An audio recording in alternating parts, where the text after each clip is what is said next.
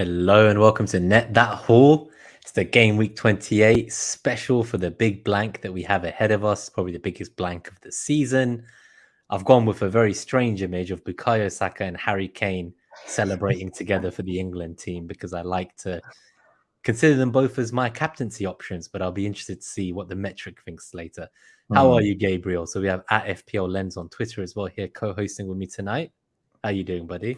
I'm doing well, and I'll introduce you. You are, of course, the at the same time famous and infamous at FPL Nima. So, first of all, I think we have to start with number one, our usual kind of business sound check. Make sure I'm not crackly. I was crackling earlier backstage, so we'll depend on the haulers for that. Secondly, yeah, doing well. Thanks for the intro. Looking forward to this. I like that you put the England boys on there because there's been so much division in the community lately that this is kind of like a call to bring people together, hopefully. If these two can be friends, then why can't the rest of us? There you go. So we have some interesting stuff today. We've also got the matchups. There's fewer matches than normal. We will also make sure we wrap up before the two final games of Game Week 27 come. And really just a quick couple shout outs and then we'll go straight to the philosophy. I think we'll go right into it this week. We obviously had the 15-20 minute rant last week, but I'm over that now. But I'm sure there'll be some comedy moments throughout the show. See if you can spot the Easter eggs and put in the chat if you spot them on screen. Sorry if you're listening on podcast, you will miss those visual Easter eggs that are here today. You will have to come to the show and check them out there. And just really quickly, just a big apology to everybody. We are quite delayed today, and there were technical. Basically, you don't want to be further delayed by hearing the details of why we were delayed. Just know that we are sorry. And I promise to whoever said it in the chat, I was not styling my hair. It was not that. No, good. I can promise you that much. So quick shout out to Combe as well. Thanks for tuning in, buddy. Blue Danube Joe, good to see you. Mike Halpin, thank you for tuning in. Hola, mate. Claire, good to see you. We have Andy Martin, afternoon, good to see you. I will come back to that question. I have started, and it was Combe who said technical difficulties equals Nima styling his hair. So I just thought I'll put that up. Good to see you, Akib, as well. Dread FPL, my man. 12 months he's been a hauler now, so just a shout out for that. Big support. Robbie's also been a hauler for 12-13 months, so we have 2-3 of you who've been supporting for over a year now, which honestly it means so much. Thank you. 1 FDE, hi from India. Hopefully it's not too late there yet. Dom, good to see you, my man. Podner, good to see you. Yeah, it is Harry Kane wearing the captain's armband in that picture, I know. Linesh, good to see you from Mauritius as well. I think you might be the first Mauritian tuning in live, so that's awesome. And William as well, good to see you. Yeah, I think this week the captaincy decision will be the decision that gets you the green or red arrow, it feels like. Cool. All right, so if you enjoyed today's episode, if you find it entertaining, if we make you laugh, do make sure to hit that like button as we go along, and please subscribe if you're new to the channel. I think we're just 4 followers off 2,400 subscribers, so that would mean a lot. But yeah, let's go straight into the philosophy of the week, and then I'll keep starring your questions in the live chat. We'll come to them in the Q&A. So the philosophy of the game week for Game Week 28, you know, it's a really deep one, but I just thought we'd dig some knives into the wounds that are fresh first. FPL philosophy of the week for Game Week 28 comes to us from Bertrand Russell. And there's something, I don't know, I feel like I've used this recently, or I don't know, maybe I've just been thinking about it for a long time. But he said, ignorance breeds confidence more often than knowledge. And there's I mean, there are so many debates going on right now, I think, in the community, and people are digging their heels. The reason this kind of like struck me was because when you think of like the people that are like the most committed to an ideology, they're typically people that are committed to some kind of dogma and have given up kind of almost like critical thinking. Because they're so dogmatic about one approach, because these are people that can really only see like one lens, right? And there are several, let's just say, situations that have come up recently in football and FPL where where that has divided the community, right? And I think the point is, like, you go around and whenever you read anybody that says it is clear that, whatever they say after that is probably fucking bullshit. Let's be honest. Nothing is clear. I've Nothing seen is a lot clear. of 100% certainty on things.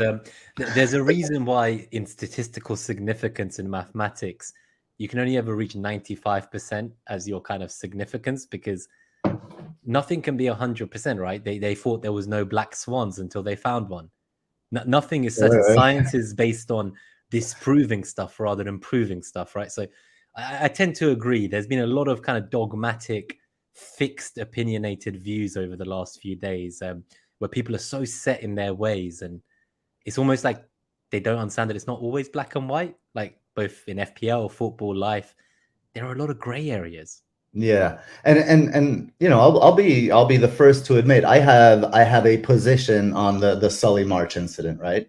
Who doesn't these days, right? I have my position, I have my reasoning, and it makes sense for me, right?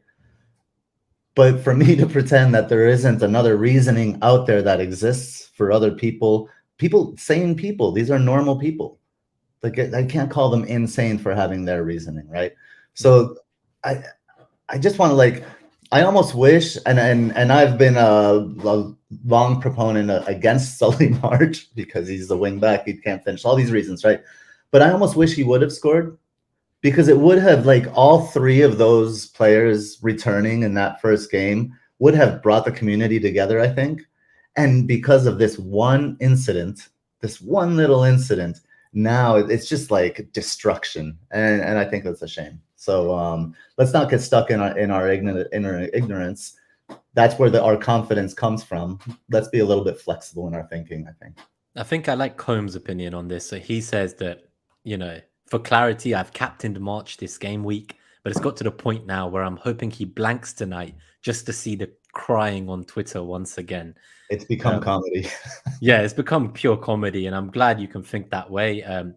Andy as well makes a really solid point about, has the abuse gone through the roof the last couple of weeks? I do think you probably get abused more than most, Andy, anyway, but it definitely feels like everyone is out for each other and out for blood.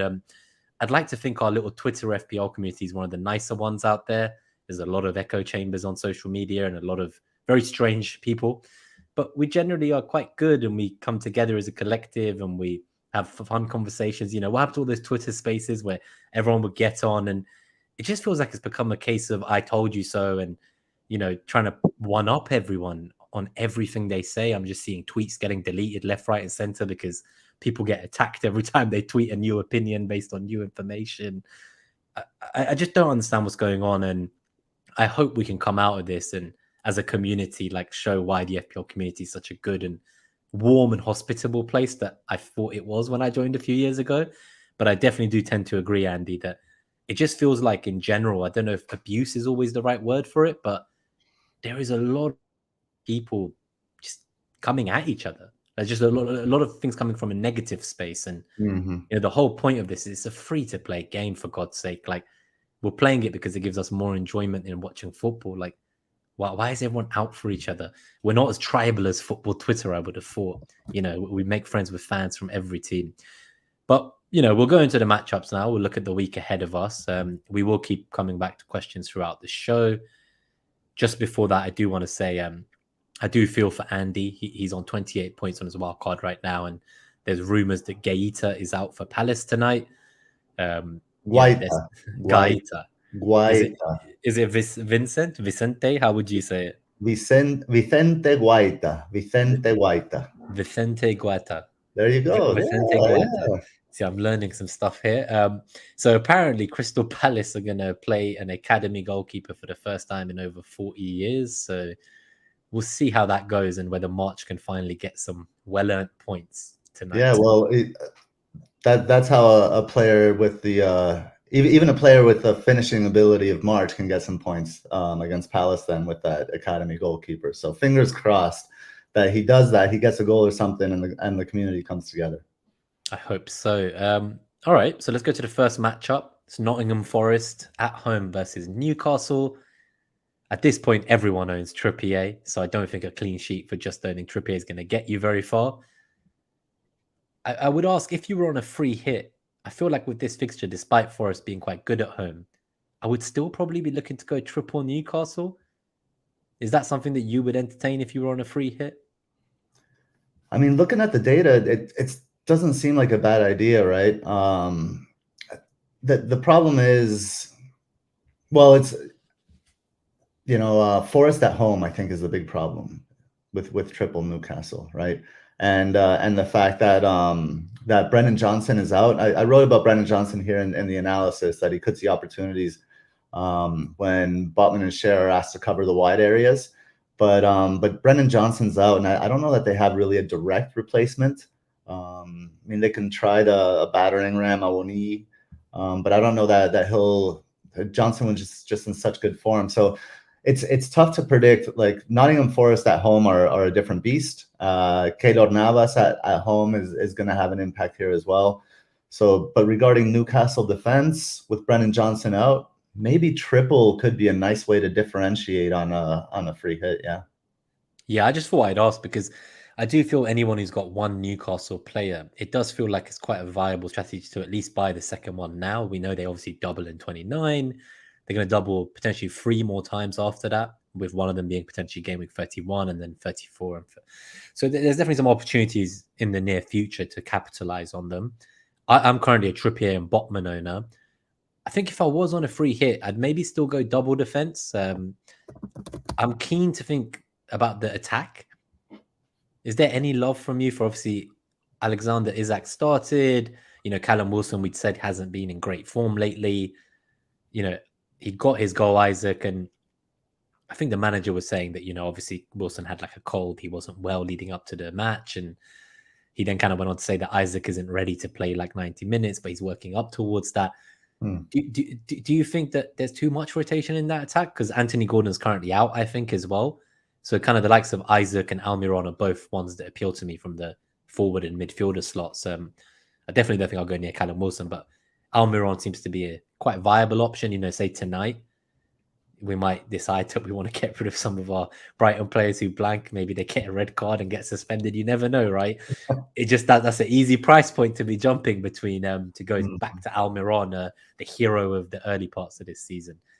Is there any love for that, or do you just think the midfield slots are too powerful and Isak is still too much of a minutes risk? I like Isak. We've been touting him here for several weeks now. It's nice that he finally got the start. I think, independently of how Callum Wilson is feeling, the fact that Eddie Howe isn't committing to the I wrote there, the hot hand or the hot foot approach. Like, whoever's in the best form, that's the person that's going to play.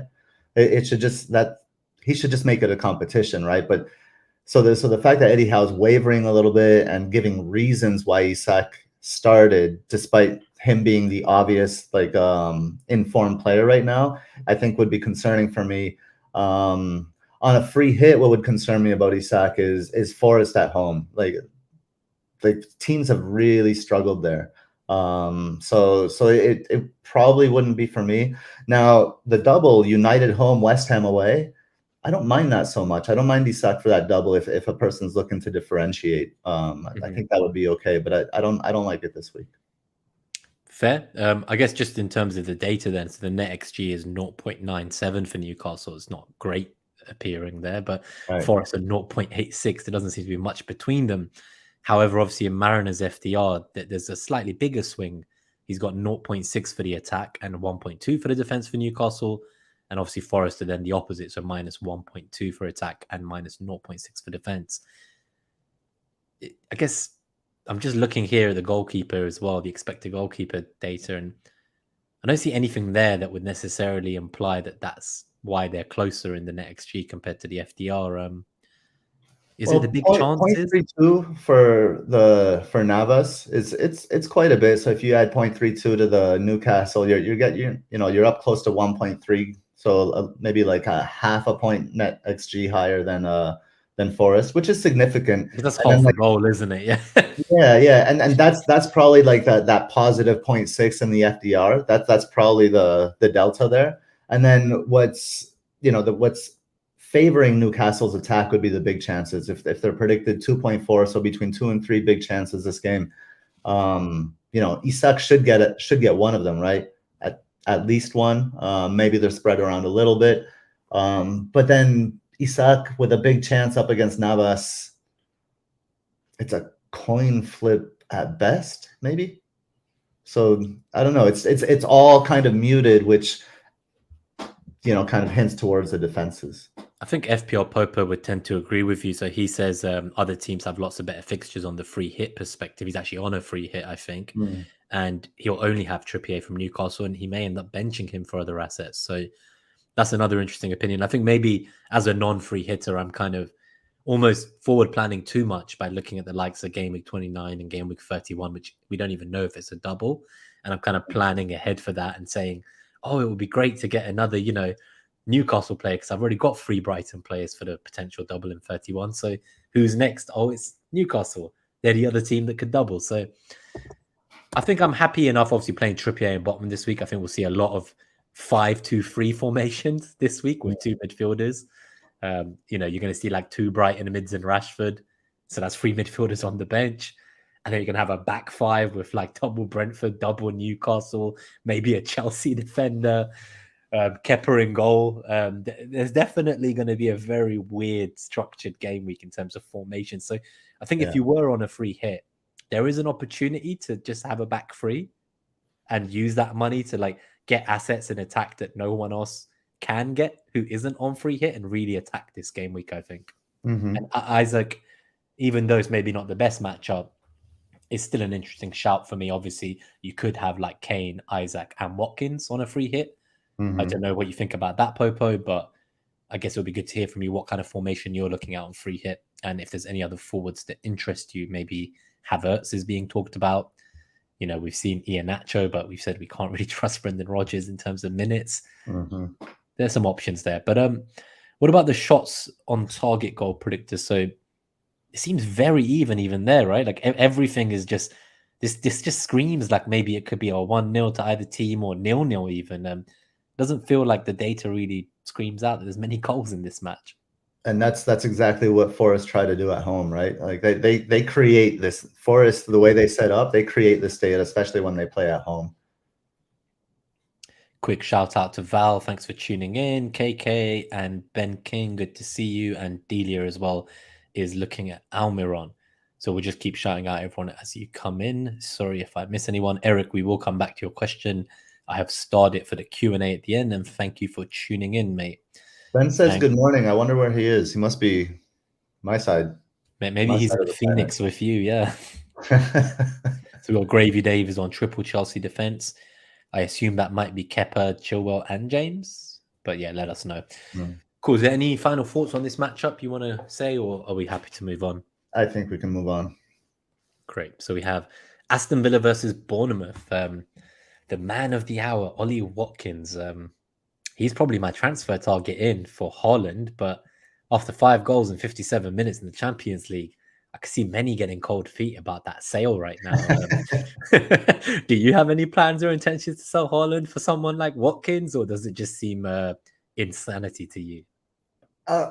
Actually, neither. I don't plan on selling Haaland for Watkins, and I think it's hilarious that he goes and scores 5 when everyone's selling him. And it makes like that shouldn't scare you. That shouldn't put you off, right? Your plans are still your plans. You're doing it for a reason. Well, the one thing, and yeah, I guess I'll talk about the Haaland sale right now. And the conversation I've seen on Twitter, I find to be extremely misleading, because people are comparing their replacement. Like they'll say, oh, Ollie Watkins plays this team, and Haaland blanks and then plays Liverpool. But that's not the right comparison, because you wouldn't play a player that's blanking. So you have to compare it to the player that you would play, right? So you know, it could be maybe you have to play Henry home to Leicester, right? And that's not a great matchup, but just make the right comparisons. Like don't say just because he's blanking that he's going to be in your starting lineup. He probably wouldn't be.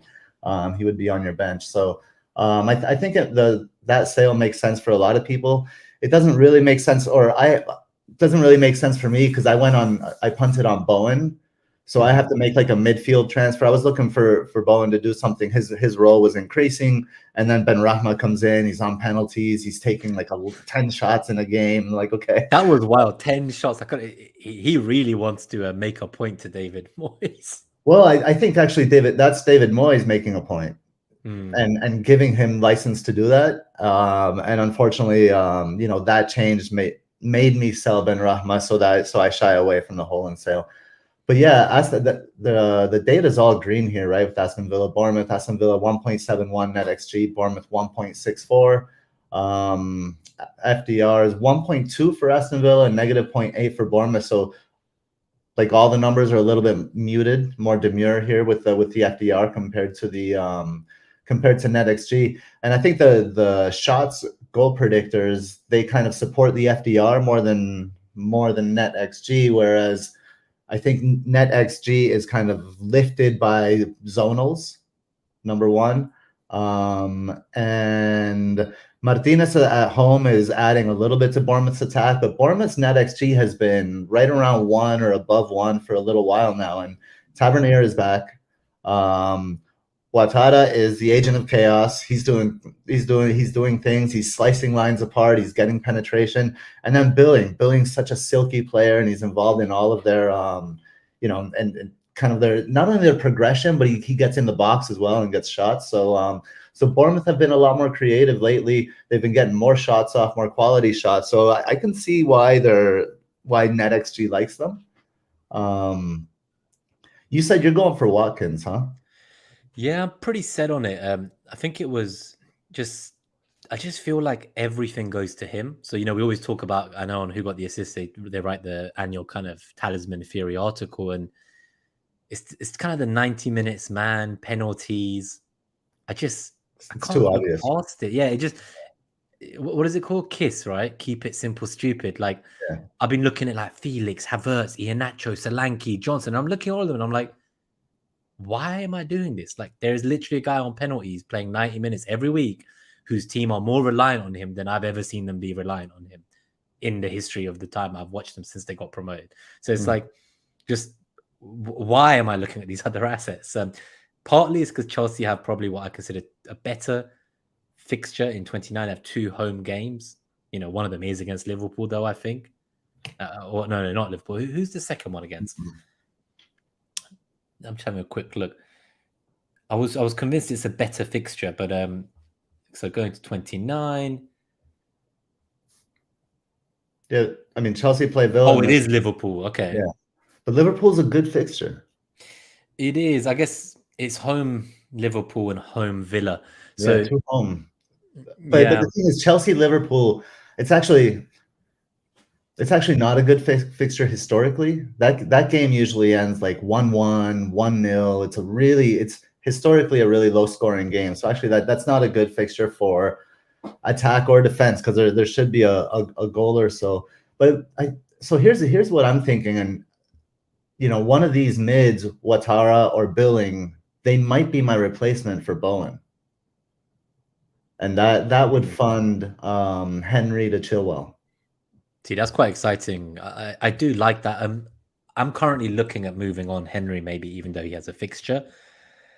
I don't really want to sell Estupinan. I've seen. We'll talk about Brighton when we get there, but it's kind of like I always was willing to play with 10 this week. Like, I always knew that when I wildcarded in 26. So it's like, why am I now going to sell him because of this fear mongering that he won't start one of the 2 games in double 29? I got him for the 3 doubles that he has after that, right? There's no more international breaks. There's just this one, but we'll talk about Brighton when we get there. In terms of, I think with Brentford, I just don't really like that I've got the double defense with the goalkeeper and defender. We'll get to Brentford, but I'm just on Aston Villa. Like these the Bournemouth mids like Ouattara and Billing, I think are really exciting, and their double is really good. 2 home fixtures. It's very good. Fulham home, Brighton home. So I don't know. I just think one of those 2 players for the next couple of game weeks, the next 3 matches, could be really good. And the one thing I wrote for people listening on the podcast, that the left and central zones are particularly interesting for Villa.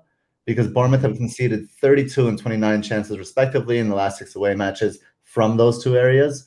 So they concede a lot from Bournemouth, concede a lot kind of like from that right area. So I think that adds to the Watkins argument. I think Watkins, Holland for Watkins is great as long as you have the money to bring Holland back. I think that's the thing. It's like whether you sell him or not, that's a subjective decision. Like a lot of people won't, and that's perfectly fine. I might still not sell him either, right? But if you are going to sell him, I just feel I can't look past Watkins. I like this matchup. I want to hold on to him. And my plan would be in game week 30 to actually move Tony on. And that would kind of be the plan, get Haaland back for Tony at the time. So that's I will say that the matchup lines up for Alex Moreno as well if he starts. That's the problem. It's the minutes that's a problem with him. But I think he could haul given that matchup on the left side with Watkins. Yeah, so Chatsport does ask who's Villa's main left back or is the right back option safer? So I've been hearing a lot of talk that obviously like maybe Matty Cash is safer. We've loved Moreno this whole time, but I just don't know. Like you're gonna need this player, and if you don't even have a free hit left, maybe you need to get through game week 32 as well. I just don't know. The NetxG here wouldn't support getting a defender for me, and the FDR is still only 0.8 defensively. So Villa concede. Villa always concede. I don't know if I'd want to go for the defenders now. If you already brought in someone cheap like Mings earlier, then I think that's fine. We're waiting to see who loses their place out of that centre-back pairing for their kind of marquee summer signing who got injured the moment he arrived and probably had something to do with Gerrard getting sacked, losing one of his main signings of the summer and never getting to use him before he got sacked. So I wouldn't be looking to go in there. I think it's just even the centre-backs now, you don't know which one might get dropped. The left-back, there's rotation. And they don't have a good double either, so... Yeah, so not for me. I think I just like Watkins because despite the double... I'm not relying on a clean sheet there. I'm relying on a 90-minute man on penalties. So I've just answered Chat Sports question. I'm just going to quickly shout out Catherine as well, one of our haulers, for tuning in live. Dread is going to start with 10. He's not selling Haaland. Astralicious, I just want to give a hi to my man. It's been a long time, buddy. Good to see you back. And then, Eric is someone who did go with Mings. And I think this fullbacks are always the most risky ones for double game weeks. I think that's just worth pointing out because there's not 2 games in like the weekend and midweek. It's 3 games in 7 days because we always forget the game week that comes after the double. Yeah. So that's the thing. I think centre backs are probably a bit safer. And Catherine's considering billing like you, Gabe. I will start your question, Gravy Dave, and we will come to that later on. I can do, but let's do Buendia really quickly now before. Let's talk about Buendia now then. So like what I like about Buendia is he has a free role. He can, if he's not getting the ball, he has the freedom to come deep and receive it and progress it forward. And he has the freedom to work on both sides of the field, which is nice too. So he can certainly take advantage of that left side of the field if given that freedom. I think the key to Villa this game week is what's going to happen with John McGinn. If John McGinn pushes forward and Leon Bailey goes to the left, then I think that it's just a little bit crowded for Buendia on that side, and it would kind of put me off. But if Buendia gets pushed forward into that space on the right, then I'd like it more just because he'd be in a more attacking role. But that's given that risk, there are probably better options. I would say there are probably better options. I guess the question is like, if you were on a free hit, this is a fixture I'd probably be looking to get Watkins and another attacker. And I still think in that scenario, I'd prefer Buendia. I know some people are talking about Leon Bailey, but I'm just not convinced that he's necessarily going to start. There's no guarantee there for me. So if you're going to have to go for one, I think Buendia. As a signing, he's also probably safer for the double game week as well, more so than someone like Bailey, which is much cheaper. And there's a good point Colin makes. There's a lot of probably first-time viewers. The FDR is just fixture difficulty rating, but it's obviously slightly different to official FPL that's just like color-coded and, it's just a random-ass number that doesn't take into account attack and defense. So you can see here in the FDR head-to-head, there's an A and a D for attack and defense because, a game could have a good fixture difficulty rating for your attack, but a bad one for your defense. And as if Mariner was here, I'm sure he'd rant about the traffic light system and how bullshit it is. Hence why he spends hours a week crunching numbers and making algorithms. That's right. data so that he can spit out something that's a bit more tangible. Cool. All right, let's go to which is a quick joke. What Douglas Luiz has more goals in the system when the I just thought I'd put that up on screen. We will put KK's question as well. And I will come back to your question, Dread, but it's actually the opposite. Keeping Haaland would be against my plan, so that would be fear. My plan was always to sell him. So that's just my thoughts there. I still back Watkins over 3 games more than this idea that Haaland at home against Liverpool is like this amazing fixture. I'm a Sky fantasy player, and we always go for what we call like 3-for-1s, 4-for-1s, 5-for-1s. It's the idea that it doesn't matter how good the player is. If I can get 4 fixtures or 3 fixtures out of someone in the same time window, I'm going to go for them, and then I'll buy the other guy back. But the thing is, you made the mistake that everybody's making, Nimoy. You're comparing Haaland over 1 game to Watkins over 3, right? Who would you play if you didn't sell Haaland? Who would you play? No one. I'd have 9 players. You just roll with 9, but you wouldn't have to do that. You could make a transfer elsewhere, But then I'd sell a Brighton doubler, like who I really want for the 29 and 31 and 34 and 37, or I'd sell like Henry who plays and get no extra fixture, right? I get that. I get that it would change your plans, but what I'm saying is like that would be the comparison, and the point is like since it has such a ripple effect, like you don't want to do that. There's a reason why you set these plans out, right? But as far as comparing points, it would have to be compared to whoever you bring in. The alternative move, not that I would do nothing. Yeah. No, I see what you mean. But yeah, I've got 2 free transfers. My original plan was just to do Haaland to Watkins, play 10 players, use 2 free transfers the following week, and that's when I would kind of make my next plan. But there's a temptation now to use both my free transfers. Like like depending on how March gets on tonight, I think I might just get Maddison in now for that double because I've gone off Bruno a bit. So we'll talk about United when we get there too. Yeah. But I don't think I want to spend that money on Bruno. And thank you to Antonopoulos. I hope I've said that right. A new hauler on the channel, taking us up to 29 haulers. Thank you so much for the support. Let's go to the next match. So Brentford versus Leicester. I guess this might be Tony's last game. Who knows what will happen during the international break and this hearing that's going to happen in April. I hope he's going to be ready to play in 29. That was part of the reason why I was going to only use 1 transfer this week, because things might change quickly over the international break. And do we even know for certain he'll play in 29 yet? I don't know. So yeah, there's a worry there. And yeah, so that I've planned to move him on in 30, but I might have to bring that forward should he get banned by the FA. Maddison, though, this doesn't really look great for me from someone who's considering getting him for this fixture anyway. So obviously Leicester are away at Brentford. The NetxG is just 1.15 for Leicester to 2.06 for Brentford. Brentford's attacking FDR is 2.8 to 0.6 for Leicester's. The 2 goals on the shots on target goal predictor, 31%, 11% for 3 goals. Leicester 11% for 2 goals.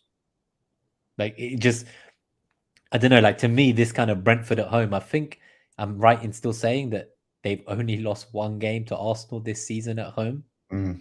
They've not lost a single other game at home, and I'm not sure if just this new kind of attacking Leicester everyone's talking about have what it takes with the defensive frailties they've shown as well. Well, the influence of Raya at home has a similar influence as Navas, I think, at home but he's like 0.5 right on the goalkeeper metric there, really keeping Leicester's NetxG down, despite, let's see, well, they do have a weakness, right? Brentford do have a weakness on their left side a little bit, because that's the side that they create from. So there's kind of a pocket there, and I don't know. I don't trust Brendan Rodgers with any tactics, but if Maddison can kind of sit in that pocket, I think Maddison could come away with something.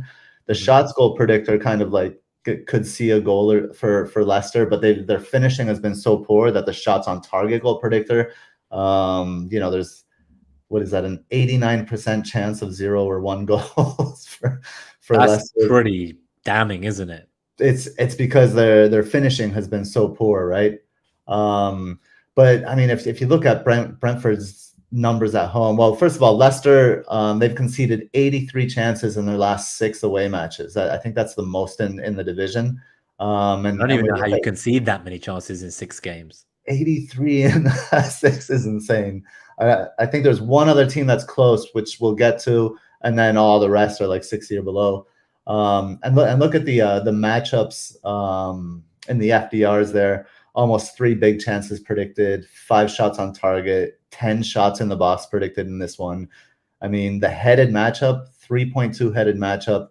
I mean, that's just like fantasy goodness for the likes of me, for Pinnock, and even the delivery people like Jensen, Mbumo, and Damsgaard has been on some corners as well. So who knows if he'll start? But yeah, what this is telling me is that the idea of selling Henry this week just because he has the bad double and 29 for my bench boost, that might be a week too early as well, because I could just get maybe Chilwell the following week.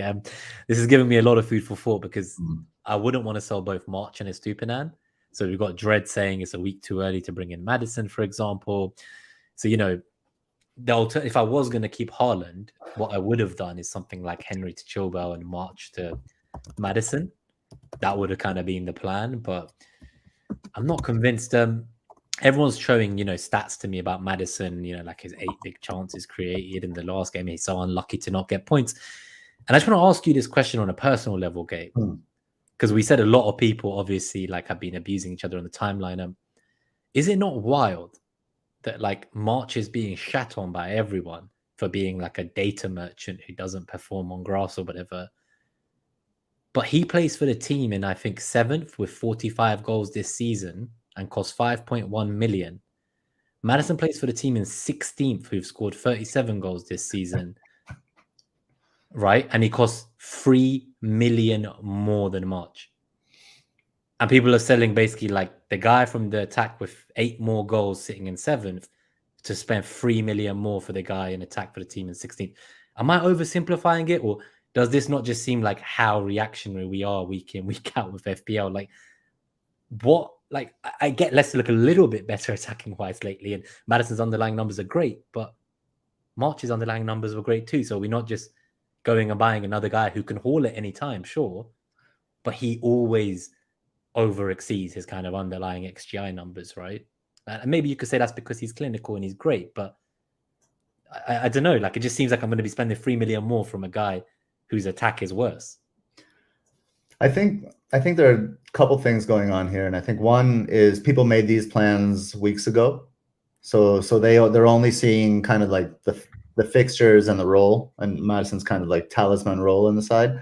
So Maddison's stock is and Maddison's stats have been improving, but the production hasn't been there. He's been I don't know if he's been unlucky. I haven't watched Leicester too closely, but you can say that maybe he's been underproducing the stats a little bit. So he's on the rise. Whereas March's production's on the decline, and there are tactical reasons for why March's production is on the decline. But to your point, I don't know that that Maddison that they've kind of crossed each other. That Maddison is a better pick than March. Well, I mean, especially for the 3 million that I'm trying to account exactly. for. Exactly, that definitely not for that extra money. And we've said this for a while here. We can't hang our hats on Brendan Rodgers, right? Maddison. There's something about him that puts me off, isn't there? Sorry, I just put that back up on screen. I know the podcast. Yeah. So there's something about Maddison that puts us off, and it's Brendan Rodgers. It's obviously not the player. It could be a little bit the team, but also the manager. That I really like the player for what it's worth, and he is in my thoughts. But part of me thinks, do I need him this week? Like, could I just get him for the nice double next week? Because this data does not really support that Maddison's going to do much this game. Like, I'm seeing like maybe I'm optimistic, but like a 2-0 Brentford win. Thank you for tuning in, Tim, as well. Great to hear you came in for the first time, and look forward to having you back, mate. And do feel free to tweet us throughout the week when the show is not live if you want to chat FPL. Yeah, so I guess just moving on to the next game, because I think we've said our thoughts about this one. I do worry a bit. The headed matchups kind of concerns me as a Henry owner, because it feels like Pinnock might sneak in another cheeky goal. And like every other 50-50 I've taken this season, it's going to end badly for me, I think. Or Mbeumo might miss another sitter. Yeah, just not convert. Like I think Henry had the one big chance he created missed by Mbeumo in 26. Then he himself missed a big chance, Henry, in 27. I've seen this script before, man. So I had the obviously I'm on bench boost right now, and if you look everywhere on Twitter, they're saying this was the week to the bench boost, right? It was the right call. It was what you should do. My bench boost is a disaster. So I have when Trippier slipped and gave the ball to Huang, that cost me about 20 points. Having double Newcastle defense, and then I have Botman. So Botman comes and he misses that sitter at the end. Right at the end. Add another however many points for the goal, maybe some bonus there. So I'm like 25 points down on just like some random shit that happens on the field. And then the Henry assist in that would have been an assist for Mbeumo, and Mbeumo should have put that away. So yeah, like my bench boost could have been just like an epic 35 points or something like that, and I'm sitting on like, I don't know, like 11. Such a disaster. So it just goes to show that, you know, that's why we don't focus on the results, right? Like it was the right decision to bench boost this week for I don't know if the majority of people, let's just say a large number of people, and that could be the right decision, and it could have backfired the way it did for me. So and it's fine margins, isn't it? So like I had Zinchenko on my bench, and I can live with, you know, that game. I think I had who else did I have? I had Martinelli on my bench. He didn't get bonus. I can live with that because my other bench was like Botman and Ward. So in the grand scheme of things, I'm still backing myself in future weeks. But if you had like Gabriel on the bench and he didn't bench boost, now that's painful. That's a 14 pointer just from that by itself is like, for me, a 15 point plus bench boost. That is a huge fucking success. Just that alone. So to get 14 points from one of your centre backs, and there's still 3 other players worth of appearance points before you look at anything else. If you have Gabriel and he didn't bench boost, then I can see the pain there. Like I can feel that pain. But it's difficult, as you say. Like it's such fine margins. Like certain assets maybe made it more appealing to bench boost than others. Yeah, but I would say try to find a way where that isn't painful, because that was a strategy decision. Like we always knew that this game week that we were going to have good benches, and people just decided to bench boost in 29 or do it in another game week. But it's not like it was a surprise. You have good assets on good teams playing in good fixtures on your bench. So I think people should have gone into the game week expecting returns on their bench, but not getting them. So they shouldn't be upset about them because they've chosen a different strategy to not bench boost this game week. So it's just you know, that's the bed that you make, right?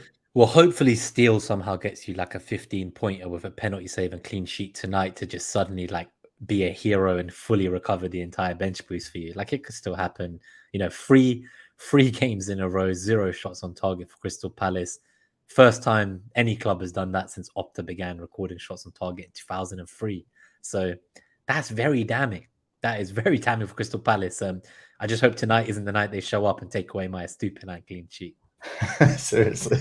It's just this is what I mean. I've seen this script before, man. Like first shot on target in over 270 minutes of football, and it will go straight in. Let's just hope it's not a Steele own goal, because you might need more than the international break to recover before the next episode. You're minus points on a bench boost, so that will hurt. Okay. All right, let's go to the next one. Southampton v Tottenham. I think this is a captaincy conversation one for sure. Obviously, we saw Harry Kane slaughtering the people who sold him last week. We talked about it, didn't we? Before they played Forest, we kind of said like it just feels so wrong to have a Spurs attacker for that price just because he like consistently gets 6 to 10 points. It's great. He ticks along. He doesn't get double digits. And then he just goes and gets the double digits. And we kind of said that this fixture run, including Southampton, obviously, and Forest and even Everton in the single, and then there's great games to come again in 30 and 31. We just felt like it was impossible to sell him at this stage, despite the fact I don't like what he does to the rest of my structure with the balance. I'm in that scenario now where with them out of the Champions League as well, they literally only have the Premier League to focus on. And, you know, if they win this weekend against Southampton, they go up to third in the table, I think, above Man United, because United don't play. So this just screams to me like captaincy, which is why I put Kane and Saka on the thumbnail of the episode. Is there anything in the data that would scare you off the Harry Kane captaincy here? It's interesting, right? Like, it's like NetxG and the FDR They're very polarized. traded places. Yeah. It's usually the NetxG that doesn't like Spurs, and when we have NetxG has Spurs at 2.34, Southampton though at 1.58, which is interesting. We'll get to that in just a second. And then the FDR has Southampton at negative 0.2, so basically neutral, almost zero, and has Spurs at a neutral attacking matchup 0.0. So yeah, weird disagreement in the metrics here. And then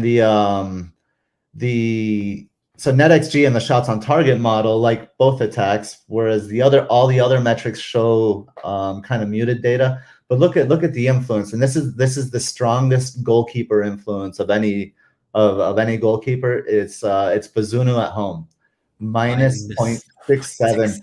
So just basically he had a great game against United, by the way. What's that? He had a great game against Man United, by the way. He did away. So take Spurs as NetxG, and then you add the 0.67 because it's subtracting the negative. So that's why it's at 2. Look as good, yeah. Then they look level against each other. And Southampton, obviously this data is the last 6. I don't know how long the new manager's been in charge, but he's got 7 points in is it 4 games since he took over? He's kept 3 clean sheets in 4 games. Is it time we maybe don't treat Southampton based on the data of Nathan Jones? What are your thoughts there? Are they a better team now? They're obviously bottom of the table and they're fighting for their lives. But when you get to this tail end of the season, 10, 11 games to go, there's a relegation race from 12th to 20th in reality. The points are that tight. Is there a world in which Tottenham lose this game? Yeah, I don't think so.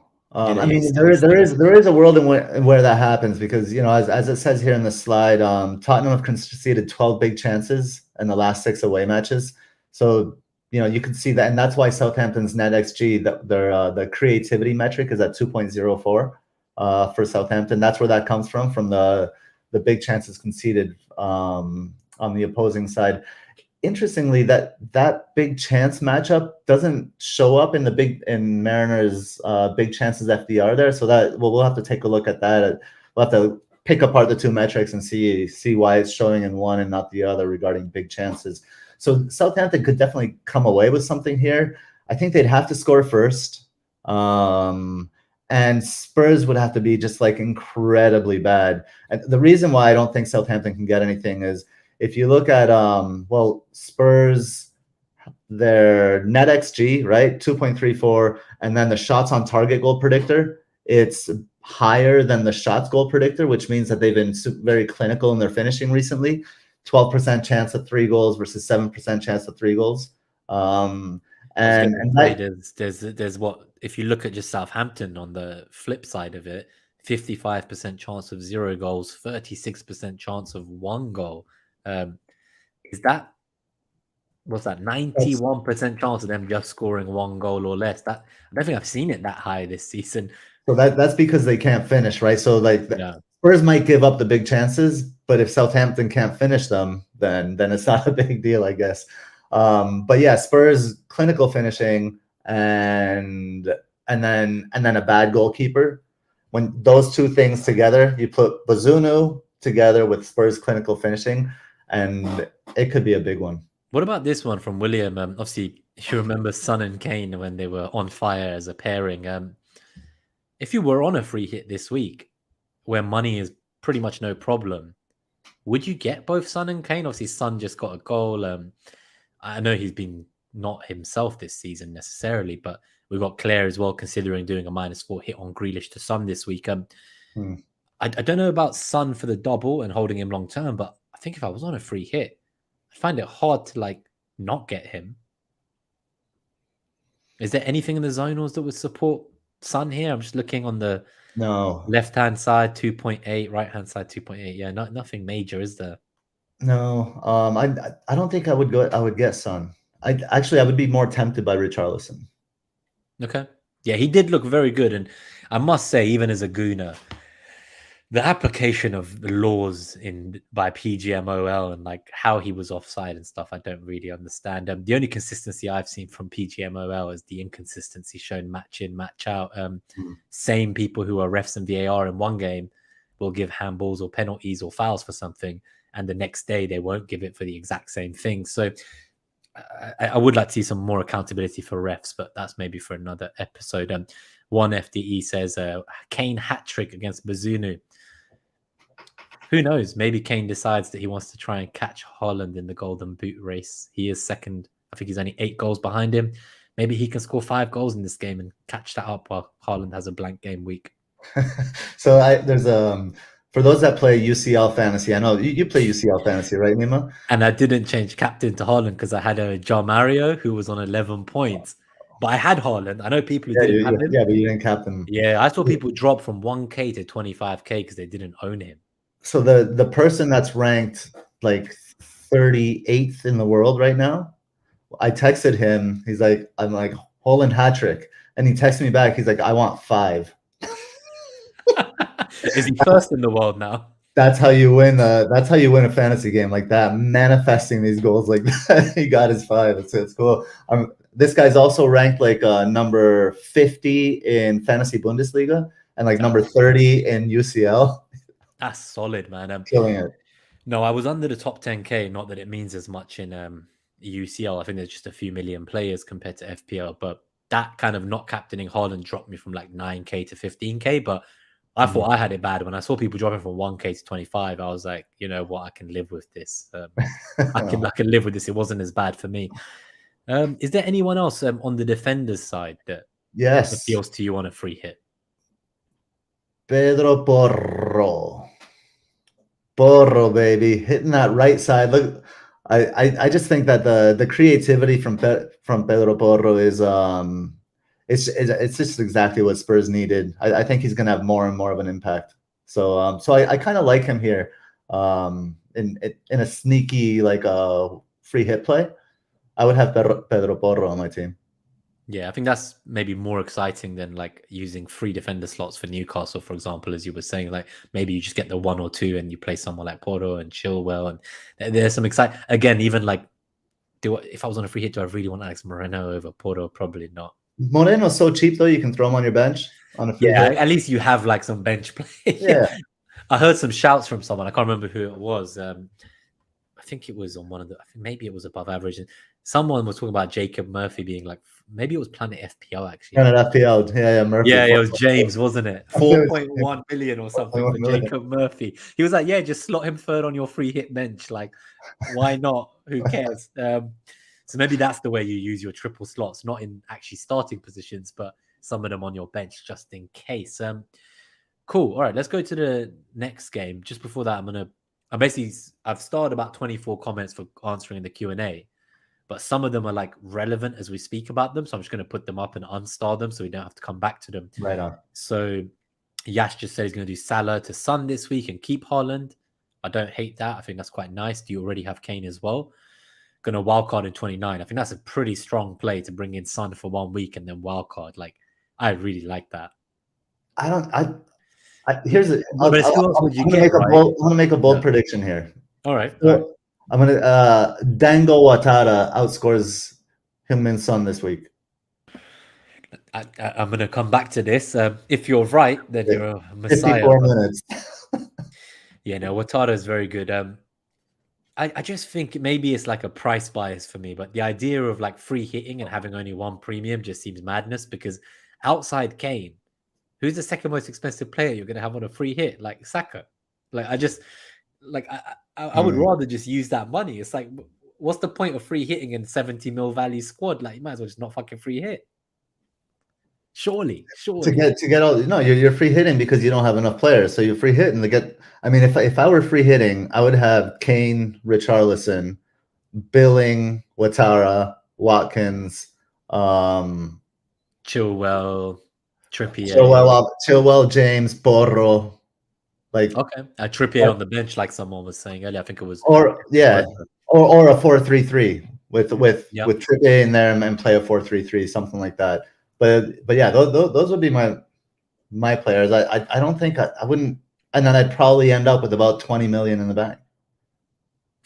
Yeah, fair enough. Or I'd get Kane just to throw him on the bench, just as an insult, just for the fun. or like Son. I mean, yeah, Son, yeah, because you still got them. That's what I mean. Like, why not just still have him on the bench? Like, yeah, have him on the bench. Why have like Jacob Murphy instead of Son? Like, you probably have 20 mil in the bank anyway.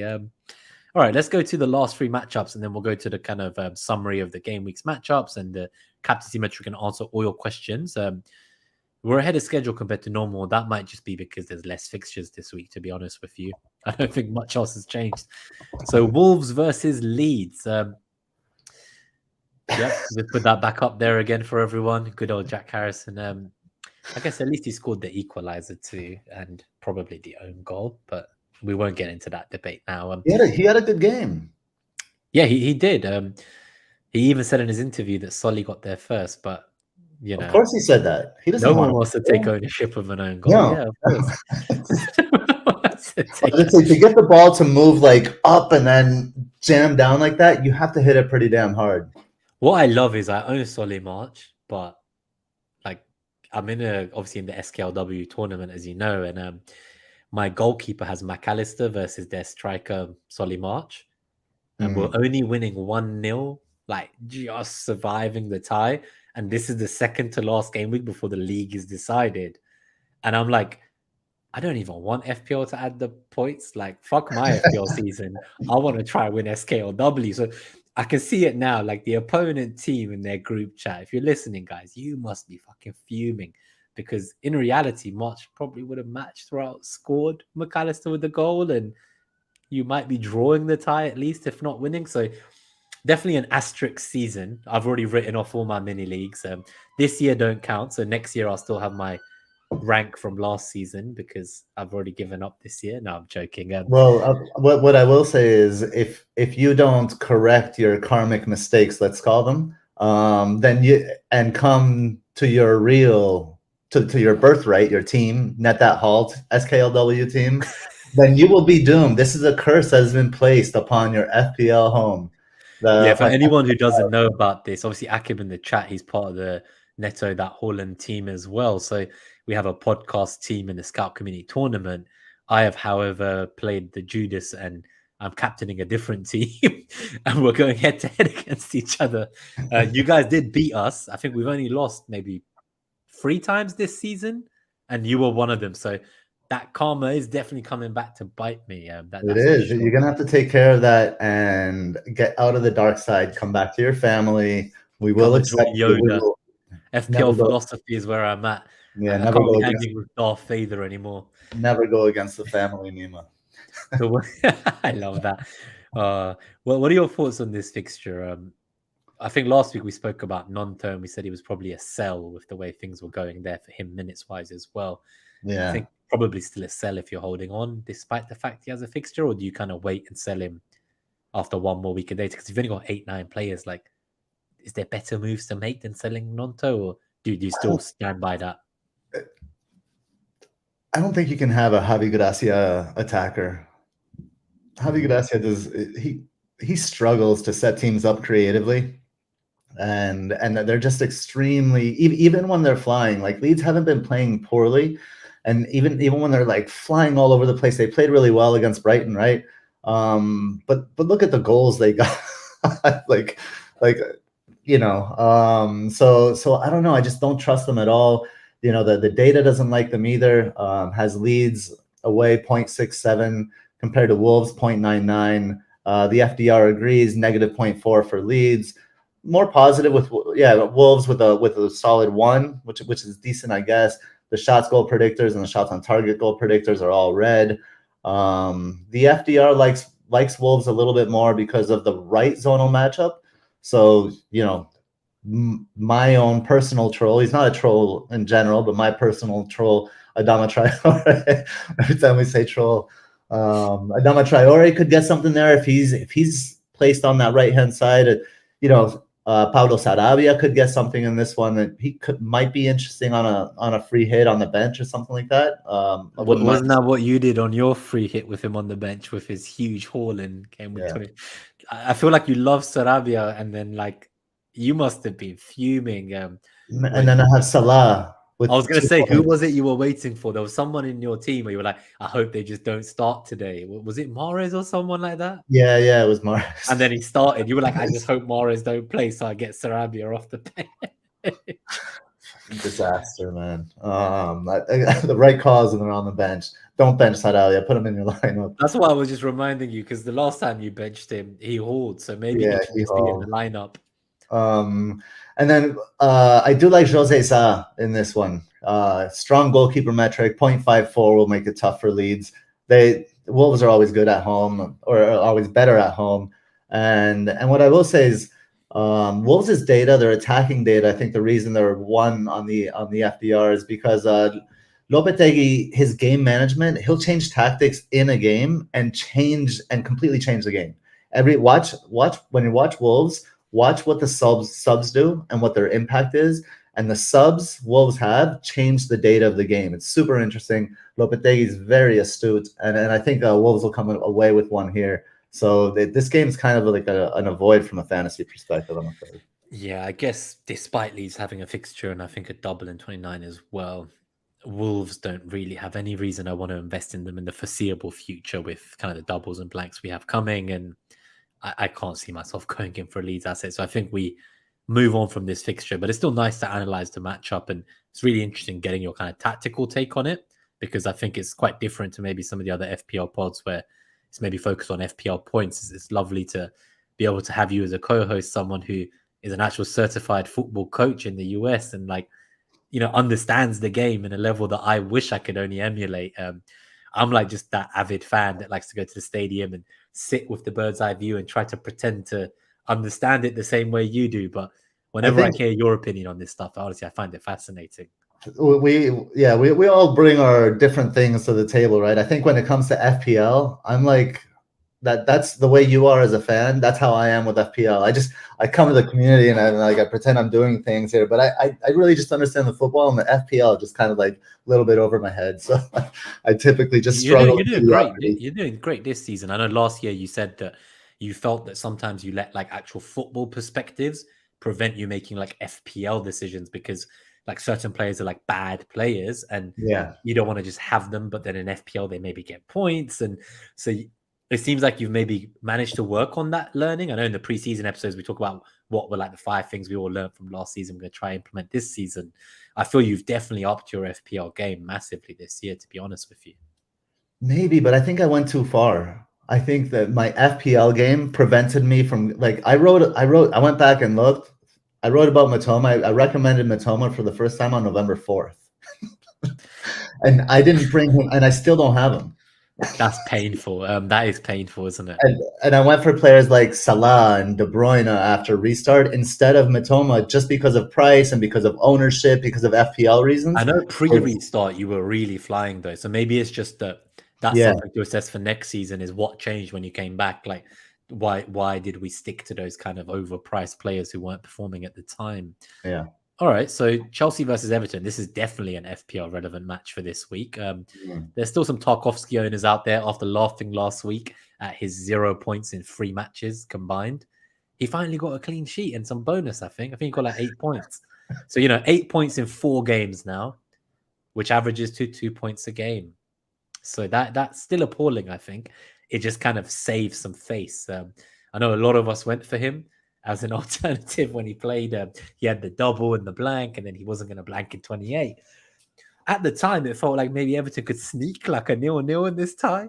The way Chelsea have been playing since moving to the wing-back system, I don't see Everton keeping a clean sheet here. And NetxG is really damning on Everton, actually. So 0.09. I don't think I've ever seen that. And Chelsea is 1.74. Mariners FDR, Chelsea at home, attacking-wise, 1.5 to Everton's minus 0.9. So yeah, this is when I look at Everton, there's a 93% chance of 1 goal or less. It's even worse than the Southampton one we looked at versus Spurs. 8% chance of 2 goals, and the stats are too low for 3 goals. Chelsea themselves, though, it's still an 83% chance of one or less goal for them too. So they don't necessarily have like that free-flowing goal-scoring attack that maybe the NetxG would lead us to believe about this tie. Yeah, I What do mean, you think that's coming from? Is it because we're looking at last six and maybe the new kind of system wasn't implemented until more recently? Could it just be yeah. like what you said last week about McAllister, that like if we only looked at the 3 game weeks where he was playing the newer position, he would have topped the captaincy metric compared to Mitoma? This week is maybe similar with Chelsea, where the data is a bit too harsh on them on the goal scoring front because it's not accounting for the style of play change. Yeah, I mean it's harsh in some areas and it's not, and then maybe it's generous in other areas, right? And I think you mentioned it. That's like data in transition. It's like becoming something else. It was data that resembled Forest, and now maybe they're resembling more like a Brentford or something like that. So we see, you know, the nice things for Chelsea, and you went over the data pretty well. But Kepa at home has a similar effect as the other ones we talked. 0.64, it's taking off of Everton's NetxG, and that's why Everton's NetxG is below 0.1. I don't think we've seen like a double-digit, kind of single-digit decimal place like this. There was a negative last week. There was a negative NetxG where I just turned it into. You remember, because the goalkeeper metric took them below zero, and you were like, I'm not saying that they're expected to score negative goals or own goals. If you don't believe the goalkeeper, I guess that's worth saying for everyone who's viewing. If you don't believe the goalkeeper will have such an impact on the game, you can kind of take those numbers in the goalkeeper column and add them back to the opponent's attack. So that's definitely worth bearing in mind. If goalkeepers is not something that you think will swing the tie so significantly in this case, you know, nearly 2/3 of a goal worth being taken off there. Yeah, exactly. I mean, and just to show kind of like how Chelsea's data is in transition and the weakness. So it really strong, predicted 10 shots in the box, really strong central and right matchups, right? 3.9 centrally, 3.8 on the right. But kind of a lower, only 4.1 predicted shots on target. So that's where Chelsea's finishing hasn't been very good. So they're starting to create more, but their finishing has still to catch up a little bit. And well, I mean, given the clean sheet potential and the fact that Chilwell loves to get in the box and loves to take shots, I think Chilwell is one of those kind of like hype picks that is probably worth the hype, especially given this matchup and then the double. Are they home both matches or no? Yeah, they're home in the double. They're both. So yeah, just in the double, so Kepa, 3 home games in a row. and Kepa with that kind of influence at home, it's just like it looks like 3 solid clean sheet shouts. Yeah, so we got Chelsea home to Villa, Chelsea home to Liverpool after this Everton game. Obviously, we got William talking about the Chelsea captaincy. We got Popo saying doubling up maybe on James and Chilwell on the free hit, and then maybe Chilwell for captaincy.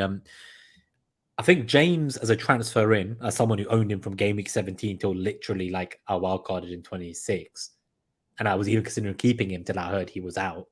I'm someone who's a big James fan, but I think the free hit is the ideal move for him because I'm pretty confident he will start this game, but I would not be buying him with that double in mind.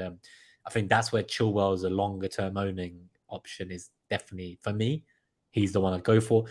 Partly, there is the fact that he basically plays left wing in the wing back system and he just pops up to take shots. I know you're not always going to score a goal from like a 0.03 XG shot, but Chilwell has shown that when he plays in that kind of wing back role, he operates almost like a second striker. If you even go back to pre-Chilwell days, do you remember when Alonso was the best striker of the ball at Chelsea? Right. So like this is like is Chelsea heritage to have that left wing back just basically play as a winger or an attacker. So I really like it. Anyone else here? So no, we've answered that one. Cool. What are your thoughts on just the attackers before we go to the last matchup? So obviously a lot of people were interested in Felix for a while. It seems that Havertz is now definitely the one on penalties. I know we've talked about James is on penalties if Havertz isn't on the pitch, etc. But Havertz is on penalties. He gave an interview recently and the quotes were quite nice. He was talking about how kind of he has this free role now and he can kind of go to wherever he wants on the pitch. He can drop deep. He can go up top. He can go to the wings. Do you think that with the way things have changed that Havertz is an option? Because obviously someone like me who was considering Watkins, I've discarded Iheanacho and the like, but Watkins versus kind of these free home fixtures for Chelsea with Havertz, there is some appeal. You know, if I think I'm going to free hit in 32 anyway, when Chelsea could blank, that seems appealing. But then if I don't want a free hit, that's where I've been thinking about Watkins. But do you think there's enough in the data for this matchup for you to consider someone like a Havertz over a Watkins? Yeah, I mean, I would look when deciding between the two. I mean, obviously the penalties kind of tilted towards Havertz, but I would say I wouldn't look so much at the data because the data is still catching up in terms of their attackers. So I would look at the tactics, and I'd recommended Felix for the past several game weeks because what was happening when Havertz had been playing with Felix, Havertz was kind of further forward, but he was there to kind of like draw the defender's attention and then take them and move them, and then Felix would kind of like come bombing into the space. But now what's happening, Felix and Havertz are actually quite similar players when you look at them. And now what's happening, instead of one pulling defenders and the other one entering the space, they're both doing both roles. So just like it depends on the game situation, whichever one seems to be creating more space, they'll be pulling defenders and the other one will run into space. So I don't think that will be so predictable. And since tactically they're quite even, I think Havertz would be the pick because of the penalties. So I think he's a solid option up front, and he's a risk because they're not quite there yet. We haven't seen it for sustained periods of time. We haven't seen him be the kind of like the goal scoring talisman. We haven't seen anyone be the goal scoring talisman. So it's a risk. It's a little bit early, but things are lining up for Havertz to be a good pick, I think. I think maybe on the free hit at least, it's definitely worth considering going there. Andy Martin says he's worried about not owning a Chelsea attacker this week. So I think that's kind of where my thoughts have come from. And I've consoled myself by saying, well, you know, when we get to the Dublin 29, I'll have someone like Chilwell in defense. Hopefully he covers Havertz. So I'll just have the defender. I was originally going to get Bruno and Shaw and go triple United. I'm not hot on that at all. I'd rather get Chilwell over Shaw. I think with the kind of, it's a 4-game ban for Casemiro, but 3 of them are in the Premier League. With the 3-game ban, I don't really want the United defender. And Bruno, like there's talks of him maybe playing a bit deeper. I don't want to be paying close to 10 mil for Bruno to play CM instead of Cam. So I think I'm going to move away from that. So there was talks of free hit in the live chat. We'll come to that later for 29. I wanted to stay flexible. I think I told you this last week where I said, even though I'm set on bench boosting, come 29, if certain teams like West Ham and Chelsea and Leicester have shown enough that they're players I want for that double, maybe I would, pivot from the bench boost in 29 to a free hit to get a better free hit 11 out. Now I'm kind of thinking rather than going free players from United, I split those eggs. I get like the Watkins from Villa, I get Maddison from Leicester, I get Chilwell from Chelsea. I only have Rashford from United. So I'm not kind of just trying to think that I still want a bench boost, but let me get like at least one player from each of the teams I think have a good double and not just go heavy on one team. So that's kind of my plan now. So I think I probably won't free hit unless half my team gets injured in the international break.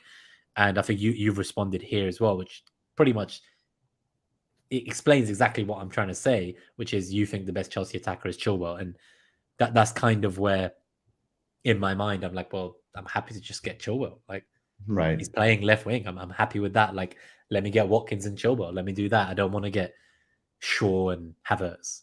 I don't want to get free Chelsea players. Like, I know they're looking better now, but it's what you said. Like, there is still a risk. Like, they haven't just completely turned it around. It's what we said about Liverpool a few weeks ago, right? Like, they won 7-0, they then go on to lose 1-0. It's like, just because you just suddenly have this amazing game, or in Chelsea's case, few great games, you don't suddenly overnight go from being what you were all season to suddenly just being, oh yeah, they're back. Like, right. So I think that's where I want to avoid going in too deep. And Andy already has Kepa and Chilwell, and I do agree the treble up does feel good, but I guess it depends if you still have a free hit and if you're willing to free hit in 32 should they blank. But yeah, other than that, let's go to the last matchup of the week if you're happy to move on. Yep. So Arsenal versus Palace, another captaincy contender. We have Arsenal with a NetxG of 1.72, Crystal Palace 0.91. On Mariners FDR, we have Arsenal 2.5 for attack versus minus 2.1 for Crystal Palace. there's a big discrepancy between the shots goals predictor and shots on target goal predictor. I say big, but as in like Arsenal's percentages for 1-2 goals are higher on the target predictor. So you're 34% for 1 goal, 32% for 2 goals, whereas it's 28% for both of those on the shots goal predictor. Is that down to kind of Arsenal's being more clinical, or how would you explain that to someone who's new to the show and maybe isn't sure what the data says? Also speaking for myself here. Yeah, so I'm just digging into the metric right now, and let's see, our shots on target in the last 6 away games, Arsenal had 31 shots on target versus 121 shots. So that, what is it? That's like 25% accuracy. So that's probably what's keeping it down, and then that results in a 9.9 expected goals on target. So of the 31 shots on target, they have an expected goals on target of about 10. Whereas the shots, it's 11.6. So it's a little bit more. They have a lot more shots and a little bit more kind of like XG to the shots, and many fewer shots on target. That's always the case though. But the XG-OT is also like a little bit lower as well. So I think part of it is the opponents as well. So Fulham kind of came out to attack Arsenal, I think, and that's very different to the opponents in the 5 games prior. Like, even City, right? They kind of set up to frustrate and prevent Arsenal attacking. And I think what you may have seen in some of these low block matches against like even Everton, Bournemouth, Newcastle, loads of teams, right? Brentford, is Arsenal having to take shots from outside the box because there's just too many people in the low block to get in the box and shoot. So I always found with Arsenal like they were trying to kind of get the ball into the perfect pass and always pass it into the net. But then when they're playing these low blocks and they're getting doubled up on both wings and they're low blocking the midfield too, we were struggling to get into the half spaces. Like there was always 2-3 players on our wingers. And that's where the likes of kind of Partey will start shooting from outside the box. Zinchenko scored one from outside the box, right? We just started taking all these pot shots from outside the box. And I wonder if that's part of it as well, that teams will see what happened to Fulham. And I'm not sure if anyone else is going to come and attack Arsenal again this season.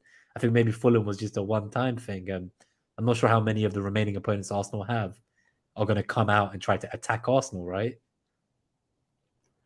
I mean, Palace haven't attacked anything in a long time, so yeah. We'll see tonight as well. But honestly, if they go 4 games without shot on target, then it's written in the stars that they somehow destroy all the metrics and the bookies odds and somehow get a goal against Arsenal, of course. Yeah. Hopefully Vieira does some favors for us, but let's see. I don't have my fingers crossed.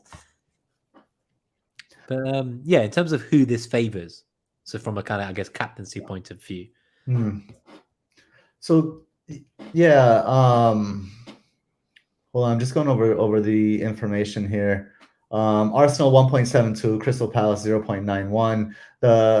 The FDR likes Palace a lot less at -2.1, and we've discussed why. But again, I think Palace's stats are changing with now that Eza and Zaha are back. But I mean, this should be a comfortable Arsenal win at home. But I don't know if they'll necessarily kind of like overextend themselves, especially if Palace doesn't have much of an attack. You can see like a complacent, yet dominant 2-0 or something like that. Just kind of like a very much a business kind of proposition here. Palace will probably sit deep as they have against big sides, but I like Zinchenko to help pull the strings in midfield, and so I think he could kind of like step into that half space in midfield, and that pushes like the defensive mids up as well. And then the right back will probably be held to deal with Zaha, right? So I think our Arsenal's kind of like it's not a lopsided attack. It's like they'll send Zinchenko, they'll send the left side forward, but still the talisman, if an area can be a talisman, that'll still be on the right. So you'll have kind of like a diagonal going through midfield diagonally through Palace here. I still like Odegaard. I think Odegaard is the best Arsenal mid. The only thing that, like, from an FPL perspective that puts Saka above Odegaard is maybe Pens. But I just think Odegaard, he gets the most shots. He's always the outlet. He's the creative guy that they're looking for when they need something. When they need, even if he's not the one taking the shot, they look for him to create the pass to that then leads to the shot. So I just think he does so many things. He's just lacking pens, and that maybe makes Saka a little bit better. But I just prefer Odegaard in general. So I'm a Saka and Martinelli owner. I currently have the captaincy on Saka over Kane. I might change that. But a part of me kind of wants to captain Martinelli in this game. Like, when you kind of look at the fixtures after Jesus was out and, Eddie was playing, I think we discussed that obviously the system changed slightly. There was not much interplay between them. But as soon as Trossard signed and came into that kind of forward role, which I expect him to continue starting in until after the international break when Jesus might take it back, it just feels like it's again gone back to the system where he'll drift, to the left zone. Martinelli can drift in. He can get past the last defender. Like, Martinelli just excites me. Do you think you might need to be skeptical of that excitement? Is that like recency bias, getting carried away with like scoring when he's a sub and punishing the sellers and like, oh yeah, the Martinelli kind of like vibe is here. But yeah, Jesus is coming back. Like when you look at it holistically, I don't know. Like I get it. And I wouldn't put anybody off of Martinelli. I think he can always be a difference maker, right? And that's what you want in your player. But I wouldn't be blind to the risk. That rotation is going to hit, and when it does, sure, you can sell, you can deal with it then. But what if Jesus comes in this week? What if Trossard starts over him? Like, what if these things start happening?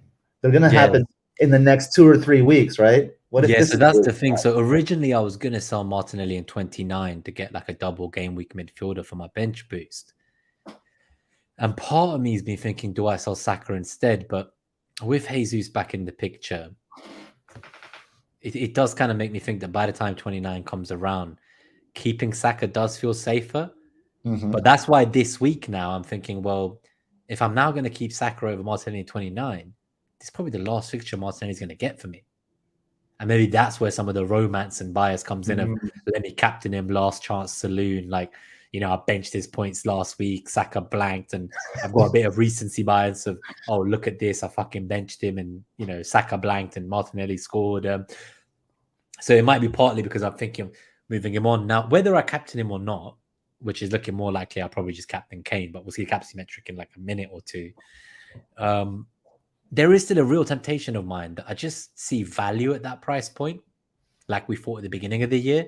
And despite Saka's penalties, I still think there's enough value in me to maybe keep Martinelli instead of Saka long term, because I think the rotation will be there. But I'm not afraid of Martinelli coming on against tired legs with 30 minutes to go. And I think the return of Jesus is better for him than anything. And I think Jesus isn't going to play as quickly as people think. Like, there's already been talks of he has to earn his place back. And he'll know that as a professional footballer. You're not just getting like, this is not a club where you're just going to walk straight back in. Like, he's going to have to get back in the proper way. So as it stands, I do see what you mean that Trossard and Martinelli might be competing for that left wing spot eventually. And Saka's perhaps more nailed on long term. But I don't know. It's something about Martinelli just really screams out to me. I just think he's so explosive. So we'll get to that in the Game of 29 episode, which one I decide to sell. Obviously, I'm going to play both this week. And I think anyone who's on free hit, and this is kind of what I wanted to bring up before we go to the captaincy, is Popo's going to do a 3-4-3 with, he's looking at 3 Arsenal mids, Trossard, Odegaard, and Saka. And I guess his question is, like, does the data in this matchup support having the 3 mids? Or does he actually maybe need to go for a defender here as well and have just the 2 mids? So what are your thoughts on that before we move on to the summary of the matchups and the captaincy? Yeah, I mean, I think that everything supports all the Arsenal assets. If you want to go with 3 mids, I think that could be fun. That's exciting. If you want to throw a defender in there, that could be good. I mean, it's interesting in this blank game week. There are good options kind of across the board. Like in midfield, if you want to go Odegaard, Saka, like a 3-4-3, Odegaard, Saka. If you didn't want to do the 3 Arsenal, You could throw a Bournemouth mid in there. You could throw Madison in there if that's who you like. But I wouldn't put anybody off the 3 Arsenal mids. I think the data supports it. I think the tactics support it. And I do agree with you that I don't think Jesus will come right back into the fore of what they're doing. But I don't think he'll need to earn his spot back either. I would expect Arteta to have a plan for each of the combination of those 3 players. Like if it's using them together in partnership. Yeah. If it's Jesus and Martinelli, that's one plan. If it's Trossard and Martinelli, that's another plan. If it's Jesus and Trossard, that's a different plan. So yeah, I think we've said this before. People always said he's quite stubborn. I think this season Arsenal are 19th in the league for how early their first sub is. So their average first sub is like 18 teams or something, 17 teams like make that sub before we do. And I've always said this isn't stubbornness necessarily, it's Arteta's trust. And he's had a squad where he only trusted 12, maybe 13 max players out of like the entire 25-man squad. And I think we're getting closer now to a place where maybe he trusts 14 to 15 of them, and that's only going to go up with the likes of Smith Rowe and Nketiah coming back and getting slowly wedded back in. So in a scenario now where he has more players he trusts, I do think in general we will see more rotation. So it's a difficult one. Saka, there is no one that can play his role in our team today. That's why we tried to sign Rafinha last year, right? Like we were looking for another ready-made winger to be here as another kind of headcount that is going to raise our level. And today, I don't see who that's going to be. So my best bet is hoping that he gets kind of rested here and there in Europa. And maybe you're right, long-term, Saka's the only one that's kind of safe out of the likes of Trossard, Martinelli, Jesus, Eddie. Like they're all kind of 4 people competing for 2 spots in my view. And I don't personally think Saka's competing with anyone. He's just our most important player. And if we go back to the talisman stuff, maybe it's crazy of me to sell him over Martinelli. I think so. Saka and Odegaard they're both the 2 talisman of the team. They're the most important players. They're always the answer when things are going wrong. It's always those 2. And when things are going right, it's typically because those 2 are doing their things as well. So that would be my preference. I do understand. I think Gravy Dave, he says he's going to captain Martinelli or Trossard this week. Yeah, I think that's a fine shout. Either one of them, I think, could do well. Just to clarify, if I was on free hit, I would 100% have Trossard this week. I can't look past that. It's like the one time where you might feel safe about his minutes compared to the rest of the season going forward. So it just seems like a fantastic opportunity to get him in now, just for that 1 week, and then he's straight back out of your team. Is Saka tired though? Yeah, so he got like a 10-minute rest at the end of the last game or so, but he wasn't great last game. No, he played. He wasn't great. He wasn't great. Oh no, but he's not been. Oh no, sorry, in the league. Oh no, Saka's played every game.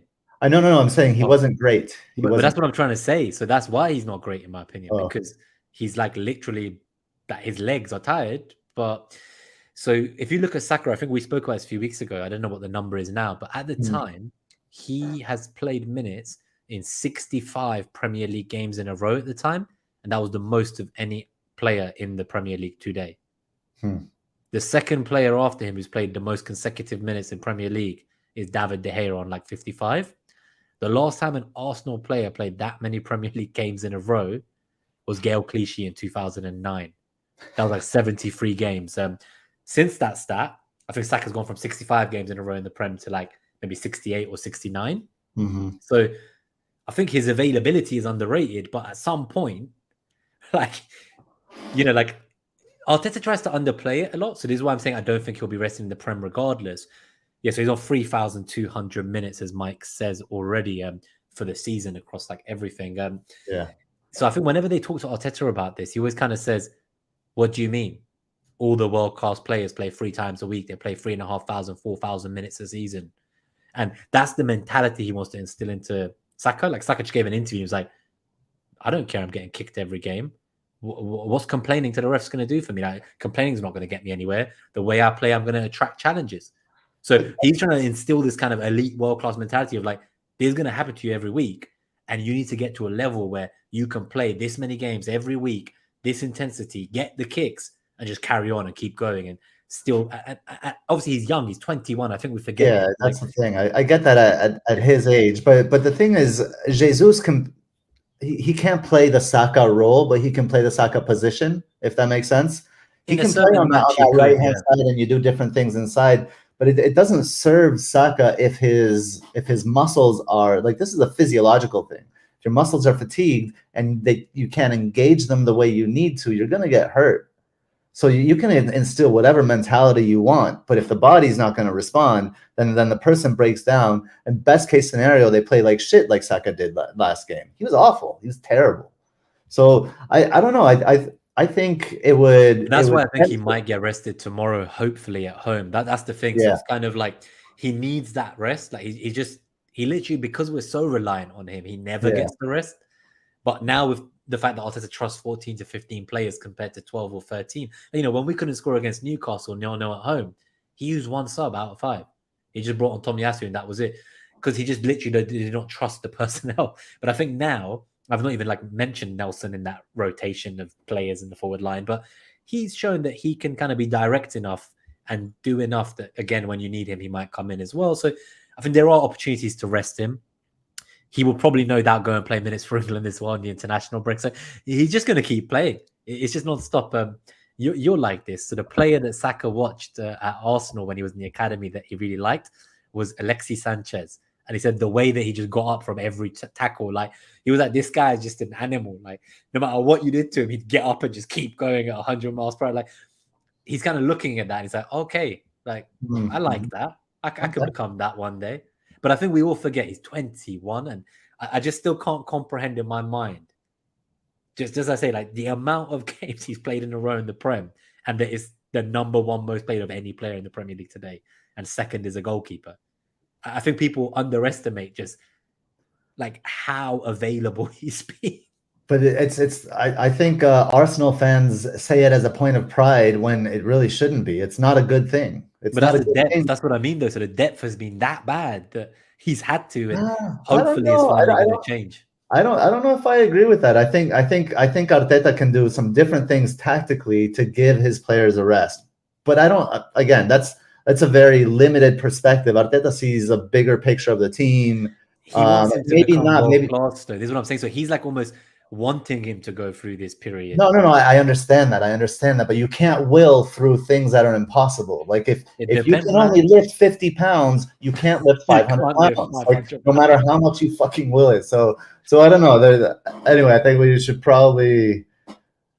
I think that's it for this. Yeah, we'll go to the summary, but I guess there's the matchup summary as well for everyone in the chat. So quick shout out as well to Dan from the FPL Way. Good to see you. So I guess there aren't many top fixtures attacking wise, really, is there on the matchup summary from FDR? There's kind of Arsenal at home to Palace at 2.5, Brentford at home to Leicester 2.8, and there's a huge drop off to 1.5, Chelsea Everton, Villa Bournemouth 1.2, and Wolves at home to Leeds 1. There aren't really that many. It feels like a low scoring game week. It does, doesn't it? And not just because of the blank, but also because of the data. Yeah, what about on the defensive side? Who are the best defenses? So here we have 2.1 for Arsenal, home to Palace. A huge drop-off after that. 1.2 for Newcastle away at Forest. 0.9 for Chelsea at Everton. 0.8 for Villa at Bournemouth. And then, yeah, like 0.4 Wolves against Leeds again. So if I think there's not many teams to target if you were on a kind of free hit. Newcastle, but you can go heavy on them. Yeah, Newcastle, Arsenal, I guess we would say Chelsea because we said the data's in transition. Probably put them in there as well. It does not look great for Leicester. Like, maybe it is a week too early for Maddison, as Dredd was saying. I don't know. I'll have to sleep on that one. So I think, Podner, just on that, Ramsdale's not played in any of the cups where Saka has. I think that's the thing. So we're not talking minutes in the Prem. We're talking like just sheer overall minutes. Yeah. Like Ramsdale's been getting like 90 minutes rest every week for every single cup, basically. But I think if we get to the quarterfinals, you might see Ramsdale start to play as well. All right. So I think that's kind of there. Anything on the zonals that screams out to you or matchups before we go to the final bit and go to captaincy? Yeah, really quickly, I think the Arsenal right stands out. So again, it's kind of reinforcing the Odegaard and Saka conversation. I just think that Odegaard against Gay, I don't think Gay has been very good this season. Tyreek Mitchell hasn't been very good either, though. So either one of those could haul there. Aston Villa right hand side according to the data. I like Aston Villa's left given recent matches. And Pablo Sarabia on Wolves is right, maybe, or Adama Traore. But yeah, I'd say I think the picks, the attacking picks, almost pick themselves. Yep. No, I'm pulling up some questions from the Discord as well as the ones we've started from live chat today to go through. But let's give a quick thank you to the haulers, and then we'll play the captaincy jingle and reveal who tops this week. So thank you to all our haulers. We have Fantasy Football Casuals, Tom Garush, Blonde, S. Scott M, FPL Teacher, Oscar Arias, Donny FPL, FPL Mike Halpin, Kevin Rose. We have Podner, we have William, Tursk, Catherine, Dom, Claire, FPL DG Boy, Akshay, C Hunt, Lindsay, Davindra Raj, Harbour Boy, Daddy Bot, Greenback Golf, Tahar, FPL Robbie are our 5 super haulers as well. There's a few missing, so yeah. I'm gonna read them out. So I covered them up, my bad. Yeah, I think they've been covered on the latest slides. I'm just pulling it up very quickly. I got it. We have Patreon is Elron covered, and is that it? And well, I guess we also have Lucian, who's FPL Teacher, so he's supporting on both platforms. Both. And Salah the Samurai. Forgot about exactly. Salah I was going to say, so Salah the Samurai is a new one, and we have another brand new one. Sorry to interrupt you, Nima. FPL Balotelli has just subscribed. We will get you the information on getting access to the Discord, buddy. Don't worry. Yeah, so just on Discord, go on the desktop version of the site and go to user profile settings, go to connections, and log in with your YouTube account that you use to subscribe as a member, and you'll be dropped straight into the Discord where we put the data from the show every week and chat to the haulers. We've got a nice little community of about 30 of us at the moment. And just a thank you to FPL Craig and Dread FPL as well, who are also our longest standing haulers. All right, so I almost accidentally clicked onto the captaincy slide, but I'm going to play the jingle. If you've enjoyed the show, please do hit that like button. There's been lots of you here with us today. I think we're over 50 people concurrently for most of the stream, so really nice to see you all here for the kind of last game week before the international break. But yeah, let's get into the captaincy.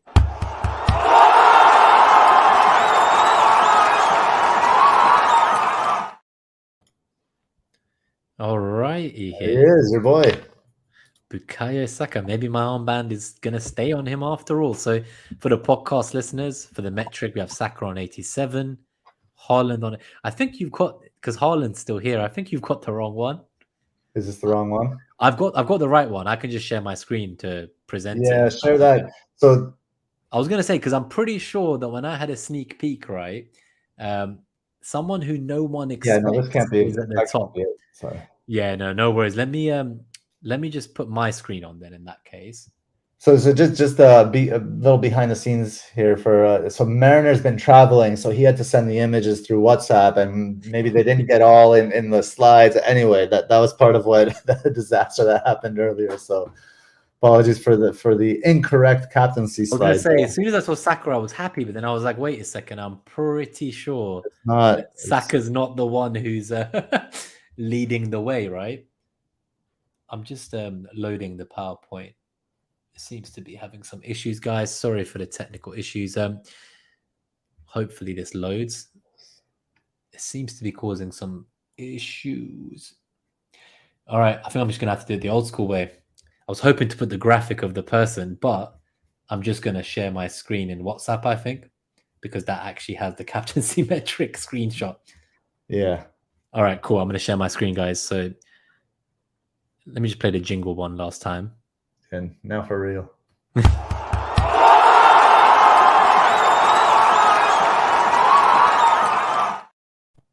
All right, so the captaincy metric this week is Ollie Watkins at the top with 87 and Saka joint with 87 in second, Tony in third with 85, Kane in fourth with 83, Martinelli 82, Odegaard 81, Maddison sneaks in with 74, Chilwell comes in with 74, Havertz 73, Trippier 70, and Felix just about makes the cut with 68.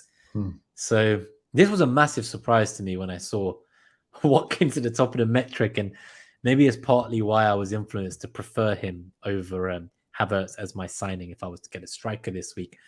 It is interesting to see Tony so high up. Not a surprise after we looked at obviously the FDR and NetxG and Brentford's favour at home. But would you captain Watkins this week if you had him? Yeah, sure. Yeah, I would. I probably would. I would probably follow the metric because I just think it's so close. Actually, no, I would. Saka's tied. I'd probably captain Saka. So yeah, I'm on Saka at the moment. I just feel like his ownership's much higher, and you know what kind of a EO bitch I am. So I think just owning Watkins will be enough from my perspective. But Kane's EO also worries me. It's probably worse than Saka's. So part of me is, you know the mentality I have of I want to root on all the players in my team, and if Kane ends up over 100% and Saka isn't, but I have a feeling they could both end up over 100% this week. So you got to pick your poison. One of them is going to go against you, even though you own them. And for that reason alone, I can't captain Watkins because I can't have both Saka and Kane in my team, wanting them to both blank because I didn't captain either. So I think just on that one reason alone is now making it a difficult choice for me between Saka and Kane because my heart says Saka, the metric says Saka, Arsenal's at home.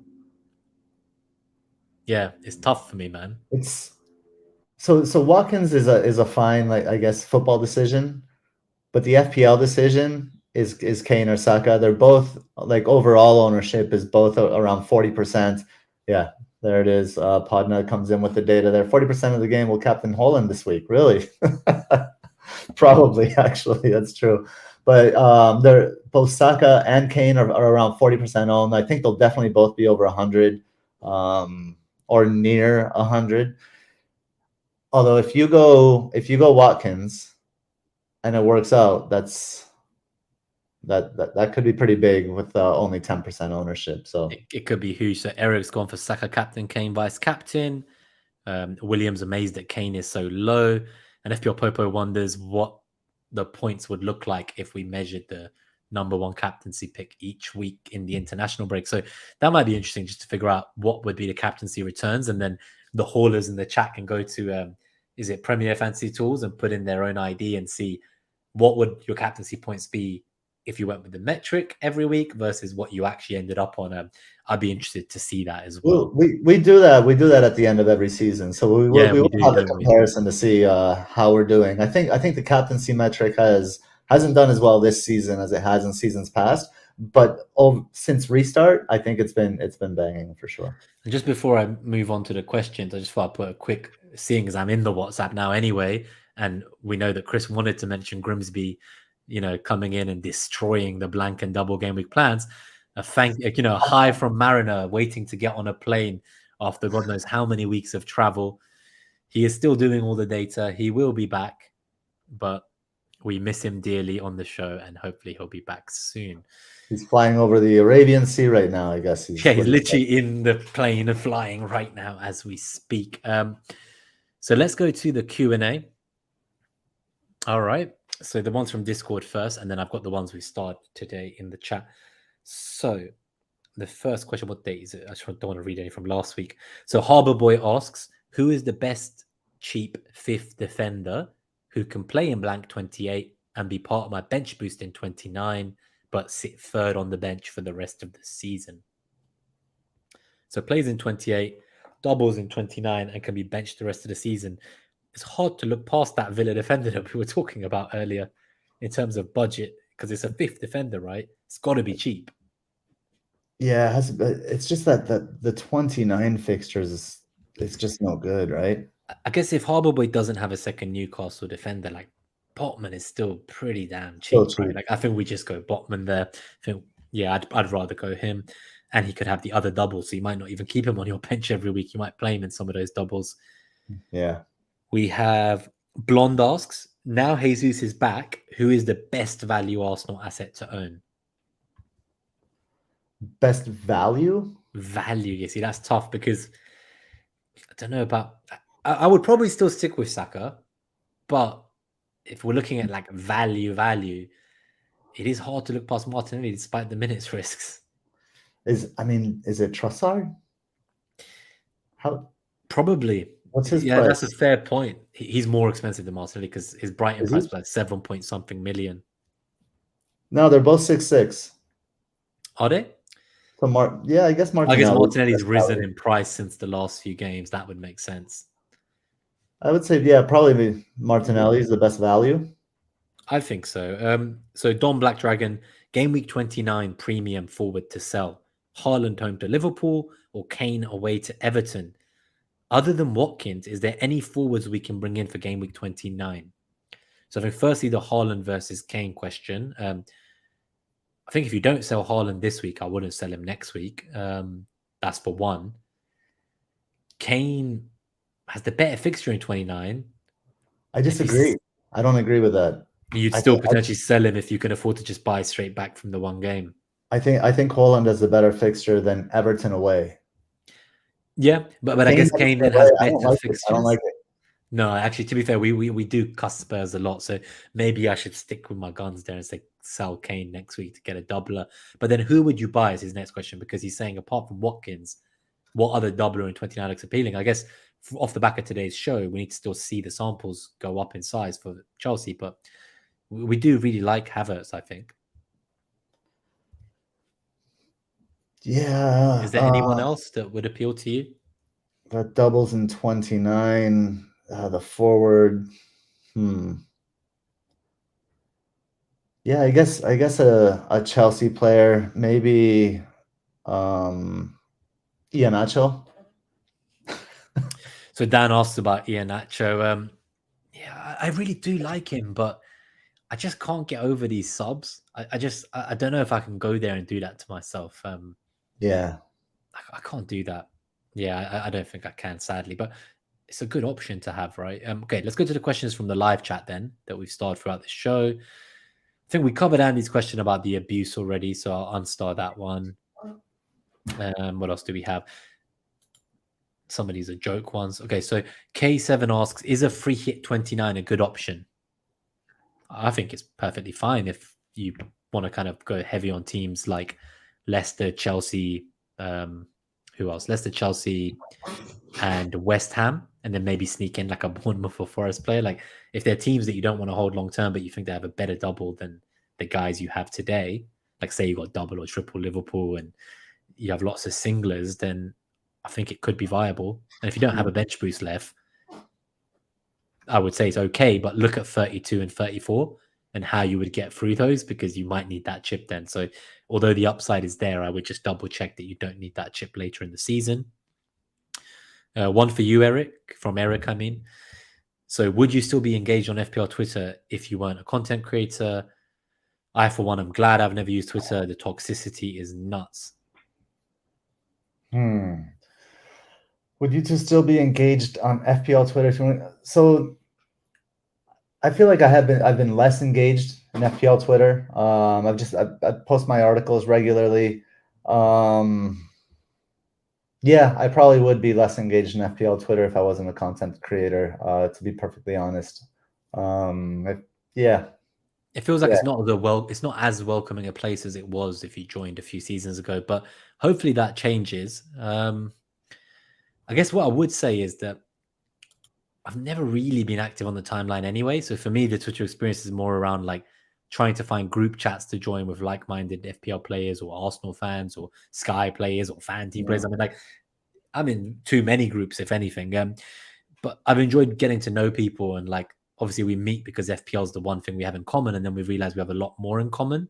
So like I even have like a group where we talk about video games, but like we all play FPL, but we don't talk about FPL in that chat.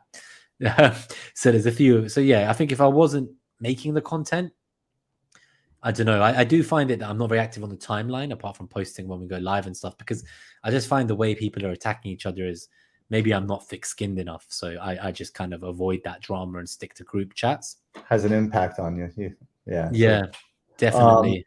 Really quickly, the lineups have come out. Yeah, let me share them actually, because I've got them open on my screen. I know someone asked in the chat, so I'll let you read them out. So I've pulled up the Brighton Crystal Palace one first.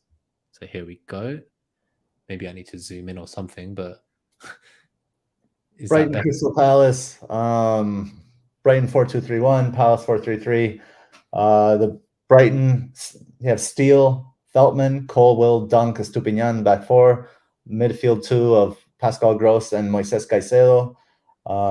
Attacking midfield three of March on the right, McAllister at the 10, Matoma on the left, and Welbeck gets the start at the 9 for Brighton, which I like. I like the Welbeck start there for him. Sorry to Ferguson owners. Palace is 4-3-3. Whitworth is the name of the young lad in goal, number 41. Nathaniel Klein. Matoma's going to absolutely destroy Klein, and Matoma might even win a penalty, I think, against Anderson. Then you have Gay and Mitchell on the left side of the defense there. Midfield three of Lokonga, Doucouré, and Schlupp. Again, no Eza. Also no Ayew, which is interesting. Olise gets to start on the right, Edouard at the 9, and Zaha on the left. And then let's go to the Southampton-Brentford lineup. Okay, Southampton-Brentford. Aaron Hickey. Okay, so David Raya in goal. They've actually gone for the 4-3-3, it looks like, with Kevin Shade, Ivan Toney, and Mbeumo up top. No Wissa there today. Norgard, Janelt, and Jensen in the middle. Rico Henry, Ben Mee, Pinnock, and Hickey with Raya in goal. Southampton, I don't know who has their assets, but Bazunu is in goal with his minus 0.64 goalkeeper prevented stats. Kyle Walker-Peters, Bednarak, Bella Kotchap, Perrault, James Ward-Prowse, Diallo, and then the attackers, Elyounoussi, Alcaraz, Sulemana, and Shea Adams. I think maybe there's some Perrault owners out there, but apart from that, maybe some Ward-Prowse owners too. But I think Andy has 8 players tonight. That's basically like a whole game week tonight for him. So I really hope he recovers the game week well. It's never nice having a bad game week. It can definitely, I think, affect you mentally, and it has for me a lot of this season, comparing it to the highs of last season. I've tried to act like it doesn't impact me, but maybe that's another one of the reasons I'm not as active on the timeline anymore, is because bad season. It's like you're just having a bad season, and it's like who am I to interact about what I think is going to happen when I'm doing so shit? I have 6 plus captain remaining, so I'm hoping for a big day today to add to. I don't know, maybe might even get to 100 this week with an 11-point bench boost so far. Hopefully that steel bench boost comes in for you, man. Exactly. Palace will hopefully not have that shot on target this game. So Christopher asks, what do you think of Ben Rahma for 29? It will make it easier for him to get Haaland back in 30. So Haaland to Watkins now, Martinelli to Ben Rahma in 29, Tony back to Haaland in 30. I really like this. I was speaking to FPL Fella, he's a West Ham fan. I told him I was considering Bowen in 29, and he said, why don't you get Ben Rahma as well? So I think of 5.5 million, like obviously the minutes are not ideal compared to Bowen's nailedness, but with Ben Rahma on penalties and taking 10 shots last game, maybe it's a tad reactionary, but I just really like the look of him at that price. And I have fond memories of him at the start of the season before, I think, where I doubled up with him and Antonio, and he probably contributed to that best season I ever had. Right. I would say just compare with other assets. Maybe you don't have 3 Brighton players. Maybe that extra Brighton mid, as long as it's not March, could be Ben Rahma's competition there. But yeah, that's a solid plan, especially with the way things have unfolded with West Ham, Ben Rahma's shots. So we have Akib asking Rico Henry to Chilwell or a Stupinan to Chilwell. Depends what the rest of your team looks like. If you need a player this week, then you do a Estupinian. That's the thing. So I've realized the only way I can really get 11 is if I do a Estupinian out, but then I kind of want him for the future doubles. Rico Henry's got a pretty decent game on the defensive FDR this week, as we saw. And I'm not sure if he's the one I'd want to sell to Chilwell when he already plays. So I need to think about that. I really need to think about that. That's a tough one for me. It really depends how much weight you put on if you think Estupinian will miss one of the 2 games in 29. I don't personally think he will, but yeah, we talked about it last week. Yeah, so I think you will have heard it last week. What's the minimum number of players to have starting this weekend? Currently on 8. I think 8's probably the minimum. I'd go and say that. 9's much better. I would, if you're on 8 without transfers, then I assume you can get to 9 with a transfer. It may be worth it to get to 10 with a hit, but I think he's probably on 8 because he doesn't want to make the transfers because he likes his team for 29. Yeah. I think 8 is okay based on what we've seen this week. Great. Not great. Like I'm looking to go in with 10. Like I feel like 10 is acceptable, which is why I don't want to sell a Stupinan. I'm gonna say 9. 9 is 9. Yeah, 9 minimum, I'd say. Yeah. 10 probably best, 10 but fine. 9 is minimum. Yeah. So what else do we have? C Hunt, just a shout out to one of the haulers. Few comments. Claire had billing last autumn when everyone was going for Solanke. Christopher Ross, is the thought of selling an Arsenal mid in 29 scary for you guys? Definitely is here. I'm pretty sure I'm going to sell one of them in 29. I feel like I've been dictated to by fear too much this season and held on to assets longer than I should and stuff like that. So I'm happy to get rid of my Arsenal defender maybe and my Arsenal second midfielder in 29.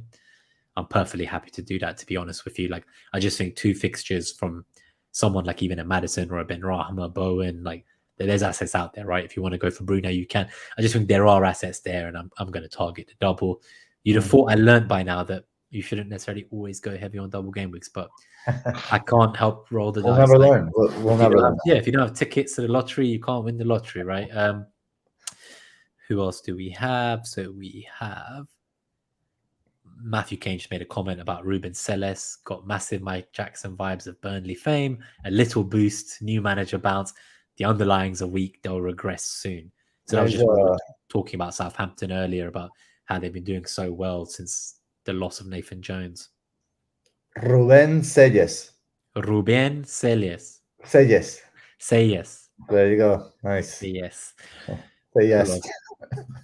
Who else do we have? Akibas, Kane captain in 28. I'm on Saka at the moment. I might change to Kane out of fear at some point, but I don't want to let that one game where he got a double-digit haul like blind me. Who else do we have? Matthew just put a prediction in. He said we've got to shout him out if Solanke outscores Haaland between game week 28 to 30. So that's just one to remember. Akib said someone will talk about Bamford. We obviously said we didn't really care for Leeds or Wolves assets. Yeah. I don't really want to talk about Bamford. What about you? No, not for me. Maybe get him in draft league. Chatsport mentioned Havertz on pens and plays 490. I think that's definitely something to consider. Akshay, happy birthday, buddy. Another one of our haulers tuning in for a birthday stream. Yash, who is looking to wildcard in 29, so he's looking at Salah to Son this week, and then wildcard 29, free hit 32, bench boost 34. Thinks that that's going to be better than if they wildcarded now in 28 and bench boosted in 29 with the international break. I think I like your plan, Yash. I would stick to it. Don't get sucked in by the noise on Twitter to change your plans. The NYTG, good to see you live as well. They have 9 players for Blank Gameweek 28. Who would you transfer out between Estupinan, Mitoma, Rashford, or McAllister? They want to keep Haaland for value. In that scenario, I couldn't be selling Rashford, Mitoma, or McAllister personally, so it has to be Estupinan. Yeah, I think that's the move for me as well. Yeah. We have an interesting point from William that Palace have only conceded more than 1 goal in one of their last 9 games. And when you actually look at their fixtures, they've been pretty shit. I think their fixtures going forward till the end of the season look very good. So maybe we will see some turnaround from them. What else do we have? Yeah, there's a very good point, actually. So depending on what Saka does, like if he plays tomorrow and he plays like 90 minutes on Thursday night in the Europa League, suddenly I might not be as tempted to captain him, Colm. You're right. We're talking about how he's looked a bit more jaded, maybe 60% of himself. If he plays a lot of minutes tomorrow and gets kicked a few more times, that will probably pivot me straight onto Kane for my captaincy as well. Yash said, should I use a chip or play 9-10? So obviously one of the options was free hit this week, I think. So they have Kepa, White, Trippier, Kilman, Tarkovsky, Saka, Salah, March, Watkins, Tony Holland. They could sell Salah and Tarkovsky to Son and Chilwell and play 9, or Haaland, Salah to Kane, Arsenal mid play 10 minus for wildcard 29. Yeah, I think if you can save the free hit this week, I would still look to not use your chip this week. And I don't think I would necessarily wildcard if you aren't that keen on the bench boost anyway. So stick to your plan, buddy. Yeah. All right, we're going to get out of here. I'm just going to see if we missed any questions, Gabe. Otherwise, we will get out. I'll do a very quick one. These are going to just be yes or no, and then we'll go, yeah?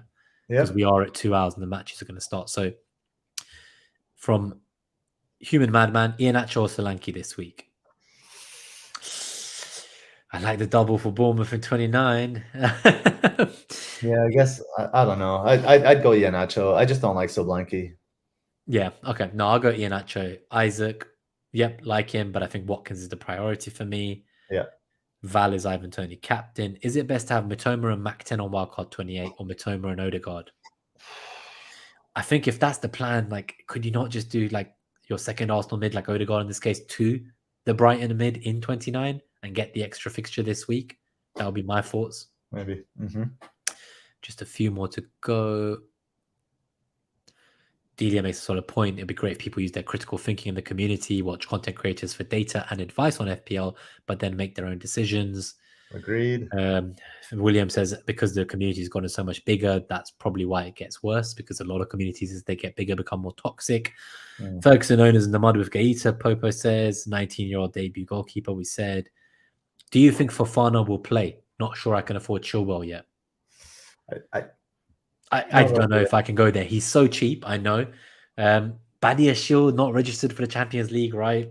But again, like, is there a way to scrap to Chilwell? I know we're not helping here, but I think if you have to go for Fofana, you could, but I wouldn't go near it. I can't get to Chilwell either, so I'm taking a hit to bring Chilwell in. That's what I would do, I think. How many more doubles do Brighton have? So they have the one in 29, and then they have 3 more. So they'll have one in 34, one in 37, and likely one in 31 or somewhere else. But they're going to have 3 more doubles after 29. So they have 4 doubles to go after this blank. Hence why I'm a bit reluctant to sell my Brighton players this week. And I might still sell Rico Henry despite the good fixture. Any final one? Do you think there's a danger of Estupiñán missing a game? It is in the last episode. It might be hard for you to find it. So what I will just say is they played 2 friendly games against the same team, Australia. In the past, I think I would say, like, why would the manager play the same players 90 minutes twice in 2 friendlies against the same opponent? Surely he wants to learn about his tactical setup. And I think that Estupiñán will play the first game on the Friday night, I believe it is. Yeah. And come Tuesday, I don't think he's going to start that game personally. You're going to have to make that decision. But for me, I'm convinced that he starts both the games for Brighton. They have a chance for Europe, and he's too important not to. Thank you, everyone. Love all the support as always. We will see you maybe during the international break for a guest episode, or coming back into Game Week 29 for the big double where everyone will be on chips. If you enjoyed the show, as always, please do hit that like button and subscribe. We really appreciate it. If you want to become a hauler, you can join us on YouTube or Patreon and join the Discord. Otherwise, may your arrows be green next game week, but also this game week if it's still possible to salvage something tonight. We are going to get out of here, but one last time, Solly, not Solly. This time I'll read it out. For anyone on podcast, come to the pod and you'll see Solly's face appear multiple times as an Easter egg. Thank you, everyone. Enjoy tonight's matches, and we will see you soon. Peace.